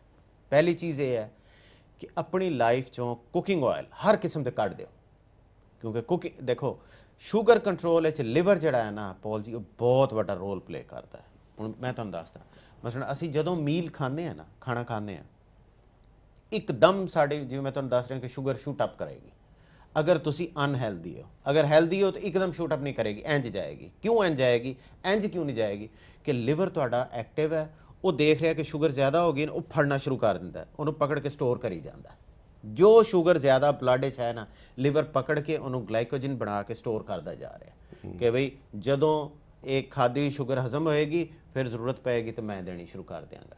ਅਗਰ ਤੁਹਾਡਾ ਲਿਵਰ ਅਨਹੈਲਦੀ ਹੈ ਔਰ ਆਪਣੀ ਡਿਊਟੀ ਨਹੀਂ ਕਰ ਰਿਹਾ, ਉਹ ਸ਼ੂਗਰ ਸਪਾਈਕ ਆਉਂਦੀ ਹੈ, ਉਹਨੂੰ ਉਹ ਲਿਵਰ ਕੰਮ ਹੀ ਨਹੀਂ ਕਰ ਰਿਹਾ, ਉਹ ਵਾਪਸ ਹੀ ਨਹੀਂ ਲੈਂਦਾ, ਫਿਰ ਤੁਹਾਨੂੰ ਬਾਰ-ਬਾਰ ਪਿਸ਼ਾਬ ਕਰਨਾ ਪੈਂਦਾ ਹੈ। ਇਸ ਲਈ ਸਭ ਤੋਂ ਪਹਿਲੇ ਇੰਪੋਰਟੈਂਟ ਚੀਜ਼ ਹੈ ਲਿਵਰ ਹੈਲਥ। ਔਰ ਲਿਵਰ ਹੈਲਥ ਲਈ ਸਭ ਤੋਂ ਜ਼ਰੂਰੀ ਤਬਦੀਲੀ ਜਿਹੜੀ ਤੁਹਾਨੂੰ ਕਰਨੀ ਚਾਹੀਦੀ ਹੈ ਆਪਣੇ ਖਾਣੇ ਪੀਣੇ 'ਚ, ਉਹ ਹੈ ਕੁਕਿੰਗ ਆਇਲ ਬੰਦ ਕਰ ਦਿਓ। ਕਿਉਂਕਿ ਕੁਕਿੰਗ ਆਇਲ ਜਿਹੜੇ ਨੇ, ਜਿਵੇਂ ਮੈਂ ਪਹਿਲੇ ਕਈ ਦਫਾ ਤੁਹਾਨੂੰ ਦੱਸਿਆ, ਬਿਲਕੁਲ ਤੁਸੀਂ ਮੇਰੀ ਗੱਲ ਤੇ ਬਿਲੀਵ ਨਾ ਕਰੋ, ਇੰਟਰਨੈਟ ਤੇ ਜਾਓ, ਗੂਗਲ ਕਰੋ, ਐਂਸਲ ਕੀਜ਼ ਦੀ ਰਿਸਰਚ ਨੂੰ ਖੁਦ ਪੜ੍ਹੋ ਕਿ ਉਹ ਕਿਤਨਾ ਬੜਾ ਬਦਦਿਆਨਤ ਇਨਸਾਨ ਸੀ। ਉਹ ਬੋਗਸ ਸਾਇੰਟਿਸਟ ਸੀ, ਉਹ ਸਾਇੰਟਿਸਟ ਨਹੀਂ ਸੀ, ਉਹ ਇੱਕ ਟੋਟਲ ਫਰਾਡ ਸੀ, ਉਹਨੇ ਇਨਸਾਨੀਅਤ ਨਾਲ ਧੋਖਾ ਕੀਤਾ। ਤੁਸੀਂ ਉਹਦੀ ਰਿਸਰਚ ਪੜ੍ਹੋ। ਤੁਸੀਂ ਉਸ ਤੋਂ ਬਾਅਦ ਇੱਕ ਹੋਰ ਚੀਜ਼ ਪੜ੍ਹੋ, ਤੁਸੀਂ ਦੇਖੋ ਕਿ ਕੁਕਿੰਗ ਆਇਲ ਬਣਾਏ ਕਿਸ ਤਰ੍ਹਾਂ ਜਾਂਦੇ ਨੇ। ਬੜਾ ਆਸਾਨ ਹੈ, ਗੂਗਲ ਦੇ ਉੱਤੇ ਜਾ ਕੇ ਦੇਖੋ ਕਿ ਇਹਨਾਂ ਦੇ ਨਾਲ ਕੀ ਕੀ ਪ੍ਰੋਸੈਸ ਹੁੰਦੇ ਨੇ। ਇਹਨਾਂ ਨੂੰ ਬਲੀਚ ਕੀਤਾ ਜਾਂਦਾ, ਇਹਨਾਂ ਨੂੰ ਡੀਓਡਰਾਈਜ਼ ਕੀਤਾ ਜਾਂਦਾ। ਹੁਣ ਤੁਸੀਂ ਇੱਕ ਬਲੀਚ ਕੀਤੀ ਹੋਈ ਚੀਜ਼ ਨੂੰ ਫੂਡ ਸਮਝ ਕੇ ਖਾ ਰਹੇ ਹੋ, ਮੇਰੀ ਤੇ ਅਕਲ ਤੋਂ ਬਾਹਰ ਹੈ ਇਹ ਚੀਜ਼। ਉਹ ਕੁਝ ਵੀ ਨਹੀਂ ਰਹਿੰਦਾ। ਅਗਰ ਇਹਨਾਂ ਕੁਕਿੰਗ ਆਇਲਸ ਨੂੰ 2 ਪ੍ਰੋਸੈਸ ਤੋਂ ਹੋਰ ਗੁਜ਼ਾਰਦੇ ਤੇ ਪਲਾਸਟਿਕ ਹੈ। ਜਦੋਂ ਤੁਸੀਂ ਇਹਨਾਂ ਦੇ ਵਿੱਚ ਰੋਟੀ ਪਕਾ ਕੇ ਖਾਂਦੇ ਹੋ, ਇਹ ਸਿੱਧਾ ਸਿੱਧਾ ਤੁਹਾਡੇ ਲਿਵਰ ਨੂੰ ਡੈਮੇਜ ਕਰਦੇ ਨੇ, ਇਨਫਲੇਮ ਕਰ ਦਿੰਦੇ ਨੇ। ਠੀਕ ਹੈ ਨਾ, ਕਿਉਂਕਿ ਤੁਹਾਡੇ ਲਿਵਰ ਨੇ ਹੀ ਇਹਨੂੰ ਪ੍ਰੋਸੈਸ ਕਰਨਾ ਹੈ। ਬੜੀ ਸਿੰਪਲ ਚੇਂਜ ਹੈ, ਬੜੀ ਈਜ਼ੀ ਚੇਂਜ ਹੈ ਕਿ ਤੁਸੀਂ ਕੁਕਿੰਗ ਆਇਲ ਦੀ ਜਗ੍ਹਾ ਅਗਰ ਤੁਸੀਂ ਕੋਕੋਨਟ ਆਇਲ ਜਾਂ ਬਟਰ, ਦੇਸੀ ਘਿਓ 'ਚ ਕੁਕਿੰਗ ਕਰਨੀ ਸ਼ੁਰੂ ਕਰ ਦਿਓ, ਤੁਸੀਂ ਦੇਖੋਗੇ ਕਿ ਉਹਦੇ ਨਾਲ ਤੁਹਾਡੀ ਸ਼ੂਗਰ ਕੰਟਰੋਲ ਬੈਟਰ ਹੋਣਾ ਸ਼ੁਰੂ ਹੋ ਜਾਏਗਾ। ਠੀਕ ਹੈ। ਅੱਛਾ, ਦੂਸਰੀ ਚੇਂਜ ਇਹ ਹੈ, ਇਹ ਬੜੀ ਆਰਗੂਏਬਲ ਚੇਂਜ ਹੈ, ਲੇਕਿਨ ਇਹਦੇ ਉੱਤੇ ਵੀ ਬਹੁਤ ਬੜੀ ਇੰਟਰਨੈਟ ਤੇ ਡਾਟਾ ਵੀ ਪਿਆ, ਰਿਸਰਚ ਵੀ ਪਿਆ। ਉਹ ਹੈ ਵੀਟ, ਕਣਕ ਜਿਹੜੀ ਹੈ। ਅਗਰ ਤੁਸੀਂ ਚਾਹੁੰਦੇ ਹੋ ਕਿ ਤੁਹਾਡੀ ਸ਼ੂਗਰ ਪ੍ਰੋਪਰਲੀ ਕੰਟਰੋਲ ਹੋਏ ਤਾਂ ਤੁਹਾਨੂੰ ਵੀਟ ਛੱਡਣੀ ਪਏਗੀ। ਕਿਉਂ ਛੱਡਣੀ ਪਏਗੀ? ਮੈਂ ਤੁਹਾਨੂੰ ਪਹਿਲੇ ਵੀ ਇੱਕ ਵਾਰੀ ਦੱਸ ਚੁੱਕਿਆ ਕਿ ਕੈਨੇਡਾ ਦੇ ਵਿੱਚ ਇੱਕ ਪ੍ਰੋਫੈਸਰ ਨੇ ਐਕਸਪੈਰੀਮੈਂਟ ਕੀਤਾ ਸੀ। ਤੁਹਾਨੂੰ ਯਾਦ ਹੋਏਗਾ, ਮੈਂ ਪਹਿਲੇ ਵੀ ਦੱਸਿਆ ਸੀ ਕਿ ਉਹਨੇ ਆਪਣੇ ਸਟੂਡੈਂਟਸ ਦੇ ਉੱਤੇ ਐਕਸਪੈਰੀਮੈਂਟ ਕੀਤਾ। ਉਹਨਾਂ ਨੂੰ ਮੁxtਲਿਫ ਖੁਰਾਕਾਂ ਦੇ ਕੇ ਔਰ ਉਹਨਾਂ ਦੀ ਬਲੱਡ ਸ਼ੂਗਰ ਨੂੰ ਅਬਜ਼ਰਵ ਕੀਤਾ ਕਿ ਕਿਸ ਖੁਰਾਕ ਦੇ ਨਾਲ ਬਲੱਡ ਸ਼ੂਗਰ ਕਿੰਨੀ ਉੱਪਰ ਜਾਂਦੀ ਹੈ। ਔਰ ਉਹਨੇ ਬੇਸ ਬਣਾਇਆ ਗਲੂਕੋਜ਼ ਨੂੰ। ਮਸਲਨ ਗਲੂਕੋਜ਼ 100% ਹੈ, ਮਸਲਨ ਉਹਨੇ ਪਿਓਰ ਗਲੂਕੋਜ਼ ਦਿੱਤਾ ਔਰ ਸ਼ੂਗਰ ਨੂੰ ਜਿੰਨੀ ਸਪਾਈਕ ਗਈ ਉਹਨੇ 100 ਲਿਖ ਲਿਆ। ਉਸ ਤੋਂ ਬਾਅਦ ਉਹਨੇ ਦੂਸਰੀਆਂ ਚੀਜ਼ਾਂ ਦੇਣੀਆਂ ਸ਼ੁਰੂ ਕਰਤੀਆਂ। ਹੁਣ ਪੌਲ ਜੀ ਤੁਸੀਂ ਹੈਰਾਨ ਹੋਵੋਗੇ, ਮੈਂ ਪਹਿਲੇ ਵੀ ਦੱਸਿਆ ਸੀ ਕਿ ਸਫੈਦ ਚੀਨੀ ਜਿਹੜੀ ਹੈ, ਜਿਹੜੀ ਆਮ ਚੀਨੀ ਅਸੀਂ ਲੈਂਦੇ ਹਾਂ, ਉਹਦਾ ਜਿਹੜਾ ਗਲਾਈਸੀਮਿਕ ਇੰਡੈਕਸ ਹੈ ਉਹ 69 ਹੈ, 69। ਠੀਕ ਹੈ। ਔਰ ਜਿਹੜੀ ਕਣਕ ਹੈ, ਵੀਟ ਹੈ, ਉਹਦਾ ਗਲਾਈਸੀਮਿਕ ਇੰਡੈਕਸ 71 ਹੈ। ਯਾਨੀ ਤੁਸੀਂ ਬਰਾਊਨ ਬ੍ਰੈਡ ਦੇ 2 ਸਲਾਈਸ ਖਾ ਲਓ ਔਰ 1 ਚਮਚ ਵਾਈਟ ਸ਼ੂਗਰ ਦਾ ਖਾਓ, ਤੁਹਾਡੀ ਬਾਡੀ ਤੇ ਇੱਕੋ ਜਿਹੀ ਸ਼ੂਗਰ ਸਪਾਈਕ ਆਣੀ ਹੈ। ਹਾਲਾਂਕਿ ਉਹ ਲੱਗਦਾ ਬਰਾਊਨ ਸੇਫ ਹੈਗਾ। ਹਾਂਜੀ, ਲੋਕ ਇਹੀ ਸਮਝ ਕੇ ਖਾਂਦੇ ਨੇ ਕਿ ਜੀ ਮੈਂ ਤੇ ਬਰਾਊਨ ਬ੍ਰੈਡ ਖਾਦਾ, ਮੈਂ ਤੇ ਬਰਾਊਨ ਬ੍ਰੈਡ ਦੇ 2 ਸਲਾਈਸ ਖਾਦੇ ਸੀ ਤੇ ਮੇਰੀ ਸ਼ੂਗਰ ਕਿਉਂ 25 ਹੋ ਗਈ, 18 ਹੋ ਗਈ, 20 ਹੋ ਗਈ। ਉਹਦੀ ਵਜ੍ਹਾ ਹੈ ਕਿ ਤੁਸੀਂ ਬਜ਼ਾਹਿਰ ਬਰਾਊਨ ਬ੍ਰੈਡ ਖਾਦੀ ਹੈ, ਲੇਕਿਨ ਤੁਹਾਡੇ ਮੂੰਹ ਲਈ ਉਹ ਹੈ ਜੋ ਹੀ ਇੰਟਰਨਲ ਗਈ ਹੈ, ਉਹ ਤੇ ਇੱਕਦਮ ਉਹਨੇ ਸ਼ੂਗਰ ਸਪਾਈਕ ਕਰ ਦਿੱਤੀ, ਉਹ ਤੇ ਸ਼ੂਗਰ ਬਣ ਗਈ, ਮਾਈਲੇਜ ਨੇ ਉਹਨੂੰ ਡਾਈਜੈਸਟ ਕਰ ਦਿੱਤਾ। ਇਸ ਲਈ ਤੁਸੀਂ ਵੀਟ ਨੂੰ ਐਲੀਮੀਨੇਟ ਕਰੋ ਔਰ ਸੈਚੂਰੇਟਡ ਫੈਟ ਆਪਣੀ ਡਾਈਟ ਵਿੱਚ ਲੈ ਕੇ ਆਓ, ਜਿਵੇਂ ਕੋਲੇਸਟ੍ਰੋਲ ਹੈ ਆਪਣਾ ਕੋਕੋਨਟ ਆਇਲ ਹੈ ਜਾਂ ਬਟਰ ਹੈ ਜਾਂ ਦੇਸੀ ਘਿਓ ਹੈ, ਇਹ ਚੇਂਜ ਕਰੋ। ਤੀਸਰਾ ਇਹ ਹੈ ਕਿ ਆਪਣਾ ਸੌਣ ਦਾ ਔਰ ਜਾਗਣ ਦਾ ਟਾਈਮ ਜਿਹੜਾ ਹੈ ਉਹ ਬਹੁਤ ਜ਼ਰੂਰੀ ਹੈ। ਜਿਵੇਂ ਮੈਂ ਤੁਹਾਨੂੰ ਹੁਣੀ ਕਿਹਾ ਹੈ ਕਿ ਲਿਵਰ ਬਹੁਤ ਵੱਡਾ ਰੋਲ ਪਲੇ ਕਰਦਾ ਹੈ ਤੁਹਾਡੀ ਸ਼ੂਗਰ ਕੰਟਰੋਲ ਵਿੱਚ, ਔਰ ਅਗਰ ਰਾਤ ਨੂੰ 10 ਵਜੇ ਤੋਂ 2 ਵਜੇ ਦੇ ਦਰਮਿਆਨ ਤੁਸੀਂ ਸੁੱਤੇ ਨਾ ਹੋਵੋ ਤੇ ਤੁਹਾਡਾ ਲਿਵਰ ਜਿਹੜਾ ਹੈ ਉਹ ਬਹੁਤ ਜ਼ਿਆਦਾ ਅੰਡਰ ਸਟ੍ਰੈਸ ਆ ਜਾਂਦਾ ਹੈ, ਉਹ ਪਰੇਸ਼ਾਨ ਹੋ ਜਾਂਦਾ, ਉਹਨੂੰ ਪ੍ਰੋਬਲਮ ਹੋ ਜਾਂਦਾ ਹੈ, ਉਹ ਆਪਣੀ ਡਿਊਟੀ ਪੂਰੀ ਨਹੀਂ ਕਰ ਸਕਦਾ, ਕਿਉਂਕਿ ਉਹਨੇ ਇਹਨਾਂ 4 ਘੰਟੇ ਦੇ ਅੰਦਰ ਅੰਦਰ ਪਿਛਲੇ 20 ਘੰਟੇ ਦਾ ਗੰਦ ਜਿਹੜਾ ਹੁੰਦਾ ਨਾ ਬਲੱਡ 'ਚ, ਉਹਨੂੰ ਕਲੀਨ ਕਰਨਾ ਹੁੰਦਾ ਔਰ ਉਹਨੇ ਆਪਣੇ ਆਪ ਨੂੰ ਵੀ ਕਲੀਨ ਕਰਨਾ ਹੁੰਦਾ। ਲੇਕਿਨ ਅਗਰ ਤੁਸੀਂ ਜਾਗ ਰਹੇ ਹੋ ਇਸ ਟਾਈਮ ਦੇ ਦੌਰਾਨ ਔਰ ਪ੍ਰੋਪਰ ਤੁਹਾਡੀ ਬਾਡੀ ਰੈਸਟਿੰਗ ਕੰਡੀਸ਼ਨ 'ਚ ਨਹੀਂ ਹੈ, ਤੁਹਾਨੂੰ ਡੀਪ ਸਲੀਪ ਨਹੀਂ ਹੈ, ਲਿਵਰ ਕੰਮ ਨਹੀਂ ਕਰ ਸਕੇਗਾ, ਆਹਿਸਤਾ ਆਹਿਸਤਾ ਆਹਿਸਤਾ ਲਿਵਰ ਜਿਹੜਾ ਹੈ ਫਿਰ ਉਹ ਬਾਕੀ ਡਿਊਟੀਆਂ ਵੀ ਕਰਨੀਆਂ ਬੰਦ ਕਰ ਦੇਗਾ ਔਰ ਉਹਦੇ ਸਭ ਤੋਂ ਇੰਪੋਰਟੈਂਟ ਡਿਊਟੀ ਸ਼ੂਗਰ ਕੰਟਰੋਲ ਹੁੰਦਾ ਹੈ। ਪਰ ਜਿੱਦਾਂ ਤੁਸੀਂ ਕਿਹਾ ਸਾਇੰਟਿਸਟ ਨੇ ਕੈਨੇਡਾ ਵਾਲੇ ਕੱਢਿਆ ਸੀਗਾ ਕਿ ਕੁਕਿੰਗ ਆਇਲ ਵਗੈਰਾ ਇਹ ਕਰੋ, ਉਹ ਐਂਸਲ ਕੀ ਅਮਰੀਕਨ ਸਾਇੰਟਿਸਟ ਸੀ, ਉਹ ਸਾਰਿਆਂ ਨੇ ਬਟਰ ਤੇ ਘਿਓ ਕੱਢ ਕੇ ਘਰੋਂ ਔਰ ਕੁਕਿੰਗ ਆਇਲ ਸ਼ੁਰੂ ਕਰ ਦਿੱਤਾ ਹੈ। ਇਹ ਵੀ ਫਿਰ ਲੋਕਾਂ ਦੀ ਬੜੀ ਰਿਆਸਤੀ ਹੈ, ਬੜੀ ਕਨਫਿਊਜ਼ਿੰਗ ਗੱਲ ਹੈ। ਉਹ ਦੇਖੋ ਹੋਇਆ ਇਹ ਹੈ ਪੌਲ ਜੀ ਕਿ ਜਦੋਂ ਅਮਰੀਕਨ ਸਾਇੰਟਿਸਟ ਨੇ ਇਹ ਸਟੱਡੀ ਰਿਵੀਲ ਕੀਤੀ ਨਾ, ਅਮਰੀਕਾ ਨੂੰ ਸਾਰੇ ਲੋਕ ਅੰਨ੍ਹੇਵਾਹ ਫਾਲੋ ਕਰਦੇ ਨੇ ਪਿਛਲੇ 70 ਸਾਲ ਤੋਂ 60 ਸਾਲ ਤੋਂ। ਅਮਰੀਕਾ ਇੱਕ ਪੂਰੀ ਦੁਨੀਆ ਤੇ ਡਿਕਟੇਟ ਕਰ ਰਿਹਾ ਆਪਣੀ ਟੈਕਨੋਲੋਜੀ ਰਿਸਰਚ, ਭਾਵੇਂ ਜਿੰਨੀ ਫੇਕ ਹੋਏ। ਉਹ ਕਹਿੰਦੇ ਨੇ ਜੀ ਅਸੀਂ ਬਹੁਤ ਪ੍ਰੋਪਰ ਰਿਸਰਚ ਕਰਦੇ ਹਾਂ। ਐਂਸਲ ਕੀ ਨੇ ਕੀ ਕੀਤਾ ਸੀ, ਉਹਨੇ ਬੇਸਿਕਲੀ 21 ਮੁਲਕਾਂ ਦੀ ਸਟੱਡੀ ਕੀਤੀ ਸੀ ਔਰ ਉਹਨੇ ਕਿਹਾ ਕਿ ਮੈਂ ਇਹ ਪ੍ਰੂਵ ਕਰਨਾ ਹੈ ਕਿ ਹਾਰਟ ਅਟੈਕ ਦਾ ਤਾਲੁਕ ਜਿਹੜਾ ਹੈ ਨਾ ਉਹ ਬਟਰ ਜਾਂ ਦੇਸੀ ਘਿਓ ਖਾਣ ਨਾਲ ਹੈ, ਠੀਕ ਹੈ ਨਾ। ਉਹਨੇ 21 ਮੁਲਕਾਂ ਦਾ ਡੇਟਾ ਇਕੱਠਾ ਕੀਤਾ, ਉਹਦੇ ਵਿੱਚ ਇੰਗਲੈਂਡ ਵੀ ਸੀ, ਫਿਨਲੈਂਡ ਵੀ ਸੀ, ਅਮਰੀਕਾ ਵੀ ਸੀ, ਕੈਨੇਡਾ ਵੀ ਸੀ, ਮੁਖਤਲਿਫ, ਉਹ ਸਾਰਾ ਨੈਟ ਤੇ ਪਿਆ। ਅੱਛਾ, ਉਹ ਸਾਬਿਤ ਇਹ ਕਰਨਾ ਚਾਹੁੰਦਾ ਸੀ ਕਿ ਦੇਖੋ ਇਹਨਾਂ ਚੋਂ ਜਿਹੜੇ ਜਿਹੜੇ ਮੁਲਕਾਂ 'ਚ ਬਟਰ ਦੀ ਕੰਜ਼ੰਪਸ਼ਨ ਜ਼ਿਆਦਾ ਜਾਂ ਕੋਕੋਨਟ ਆਇਲ ਦੀ ਕੰਜ਼ੰਪਸ਼ਨ ਜ਼ਿਆਦਾ, ਉੱਥੇ ਹਾਰਟ ਅਟੈਕ ਜ਼ਿਆਦਾ ਨੇ, ਜਿੱਥੇ ਘੱਟ ਹੈ ਉੱਥੇ ਘੱਟ ਨੇ। ਜਦੋਂ ਉਹਨੇ ਉਹ ਡੇਟਾ ਲਿਆ ਔਰ ਉਹਨੇ ਉਹ ਡੇਟਾ ਦੇਖਿਆ ਉਹ ਤੇ ਹੈਰਾਨ ਹੋ ਗਿਆ, ਉਹ ਬਿਲਕੁਲ ਅਪੋਜ਼ਿਟ, ਕਿ ਜਿੱਥੇ ਬਟਰ ਜ਼ਿਆਦਾ ਯੂਜ਼ ਹੋ ਰਿਹਾ ਸੀ ਉੱਥੇ ਹਾਰਟ ਦਾ ਇਨਸੀਡੈਂਸ ਘੱਟ ਸੀ ਔਰ ਜਿੱਥੇ ਘੱਟ ਯੂਜ਼ ਹੋ ਰਿਹਾ ਤੇ ਉੱਥੇ ਜ਼ਿਆਦਾ। ਲੇਕਿਨ ਕਿਉਂਕਿ ਬਦਦਿਆਨਤ ਆਦਮੀ ਸੀ, ਉਹਨੇ ਕੀ ਕੀਤਾ, ਉਹਨੇ 15 ਮੁਲਕਾਂ ਦਾ ਡੇਟਾ ਲੈ ਕੇ ਤੇ ਲੁਕੋ ਹੀ ਦਿੱਤਾ। ਉਹਨੇ ਪਬਲਿਸ਼ 6 ਮੁਲਕਾਂ ਦਾ ਕੀਤਾ ਜਿੱਥੇ ਉਹਨੂੰ ਆਪਣੀ ਮਰਜ਼ੀ ਦੇ ਮੁਤਾਬਿਕ ਰਿਜ਼ਲਟ ਜੋ ਚਾਹੀਦਾ ਸੀ ਉਹਨੇ ਰੌਲਾ ਪਾਤਾ। ਇਹ ਦੇਖੋ ਜੀ, ਇਹ ਗ੍ਰਾਫ ਹੈ ਜੀ, ਇਹ ਥੋੜਾ ਬਟਰ ਹੈ, ਜ਼ਿਆਦਾ ਬਟਰ ਹੈ, ਜ਼ਿਆਦਾ ਬਟਰ, ਇਹਨਾਂ ਦੀ ਵਜ੍ਹਾ ਨਾਲ ਹਾਰਟ ਅਟੈਕ ਵੱਧ ਰਿਹਾ। ਉਹ ਬਦਦਿਆਨਤ ਆਦਮੀ ਸੀ।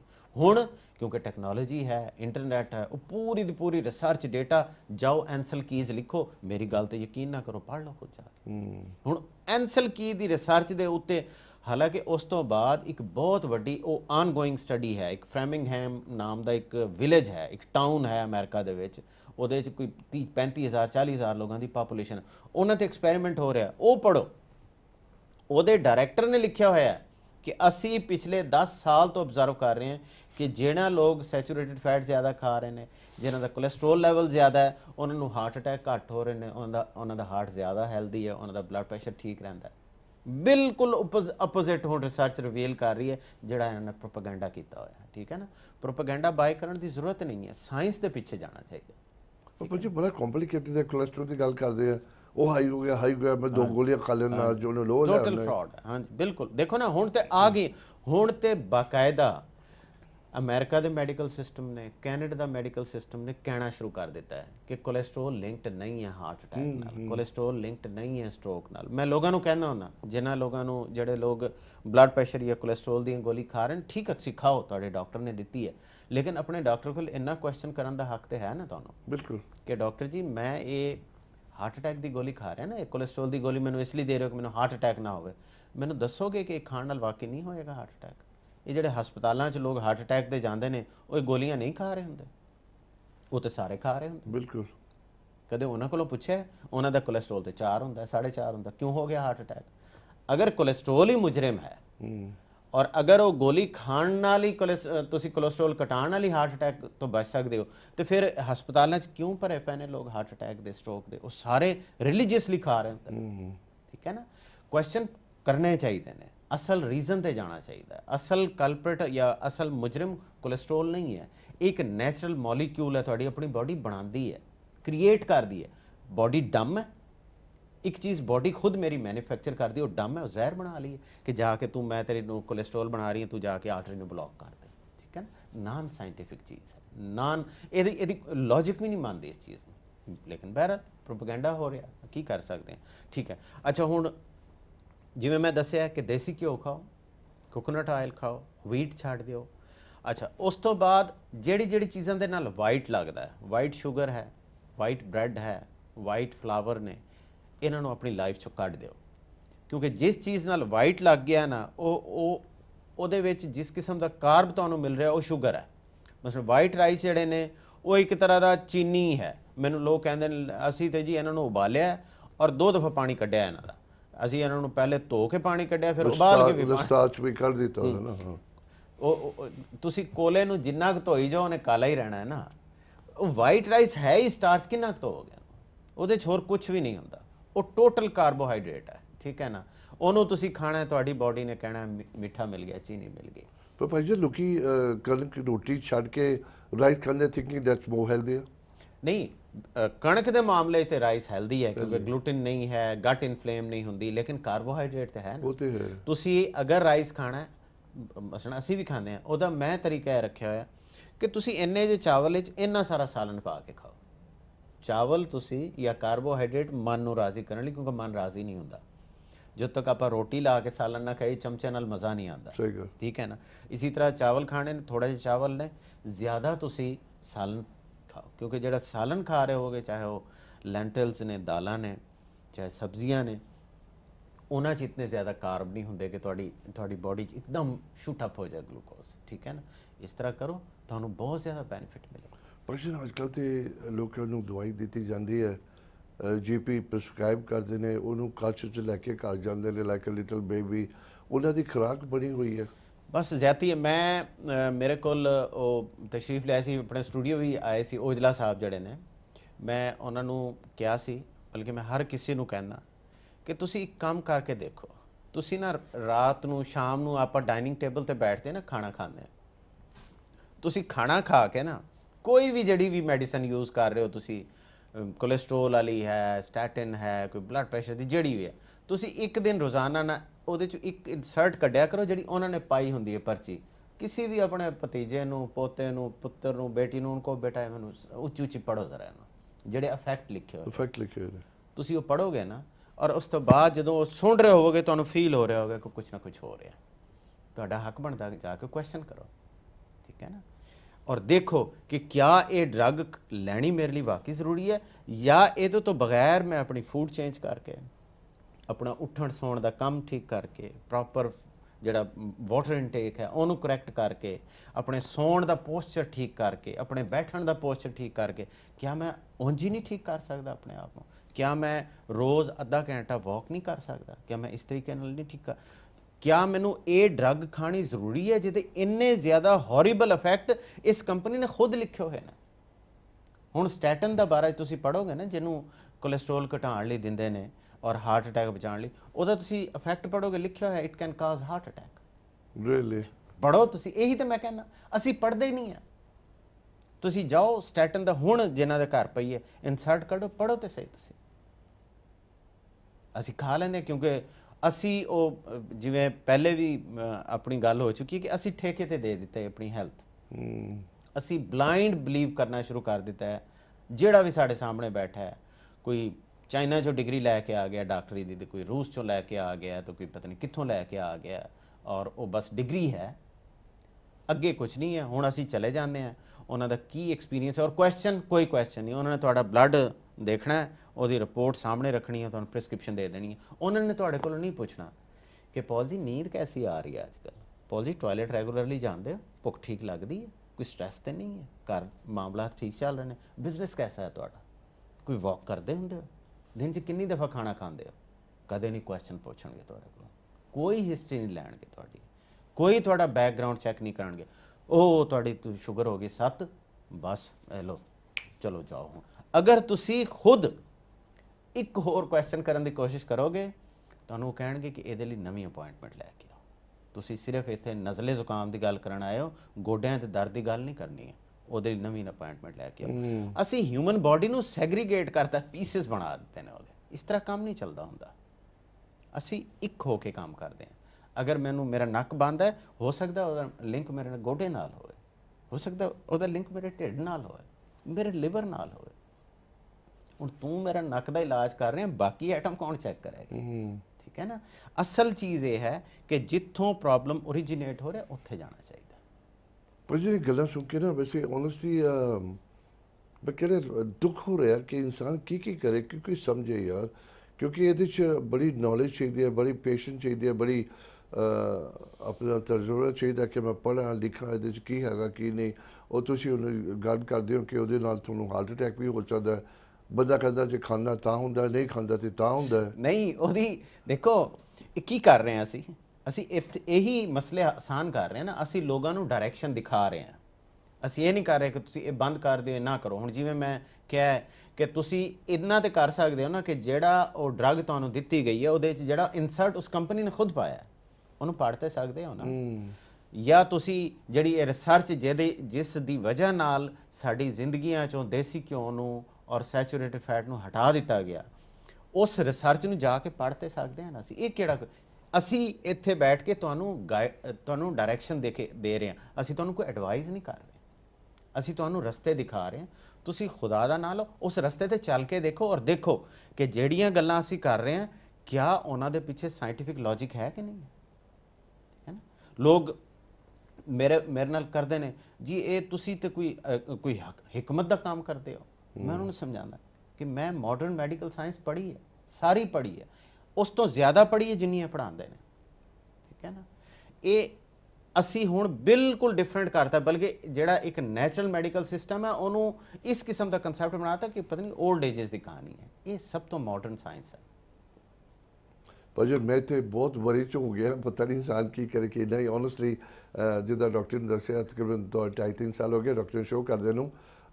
ਹਰ ਦਫਾ ਕੁਛ ਨਾ ਕੁਛ ਸਿੱਖਣ ਨੂੰ ਮਿਲਦਾ ਹੈ। ਓਨੈਸਟਲੀ ਡਾਕਟਰ ਦਾ ਪ੍ਰੋਗਰਾਮ ਦੇਖੋ, ਕੁਛ ਸਮਝੋ, ਕੁਛ ਗੌਰ ਕਰੋ ਚੀਜ਼ਾਂ ਦੇ ਉੱਪਰ ਕਿ ਆਪਣੀ ਲਾਈਫ ਸਟਾਈਲ ਤੁਸੀਂ ਕੀ ਚੇਂਜ ਲਿਆ ਸਕਦੇ ਹੋ without having a medication. Medication ਵੱਲ ਪਹਿਲਾਂ ਦੌੜੋ ਨਾ, ਪਹਿਲਾਂ ਖੁਰਾਕ ਨੂੰ ਚੇਂਜ ਕਰੋ।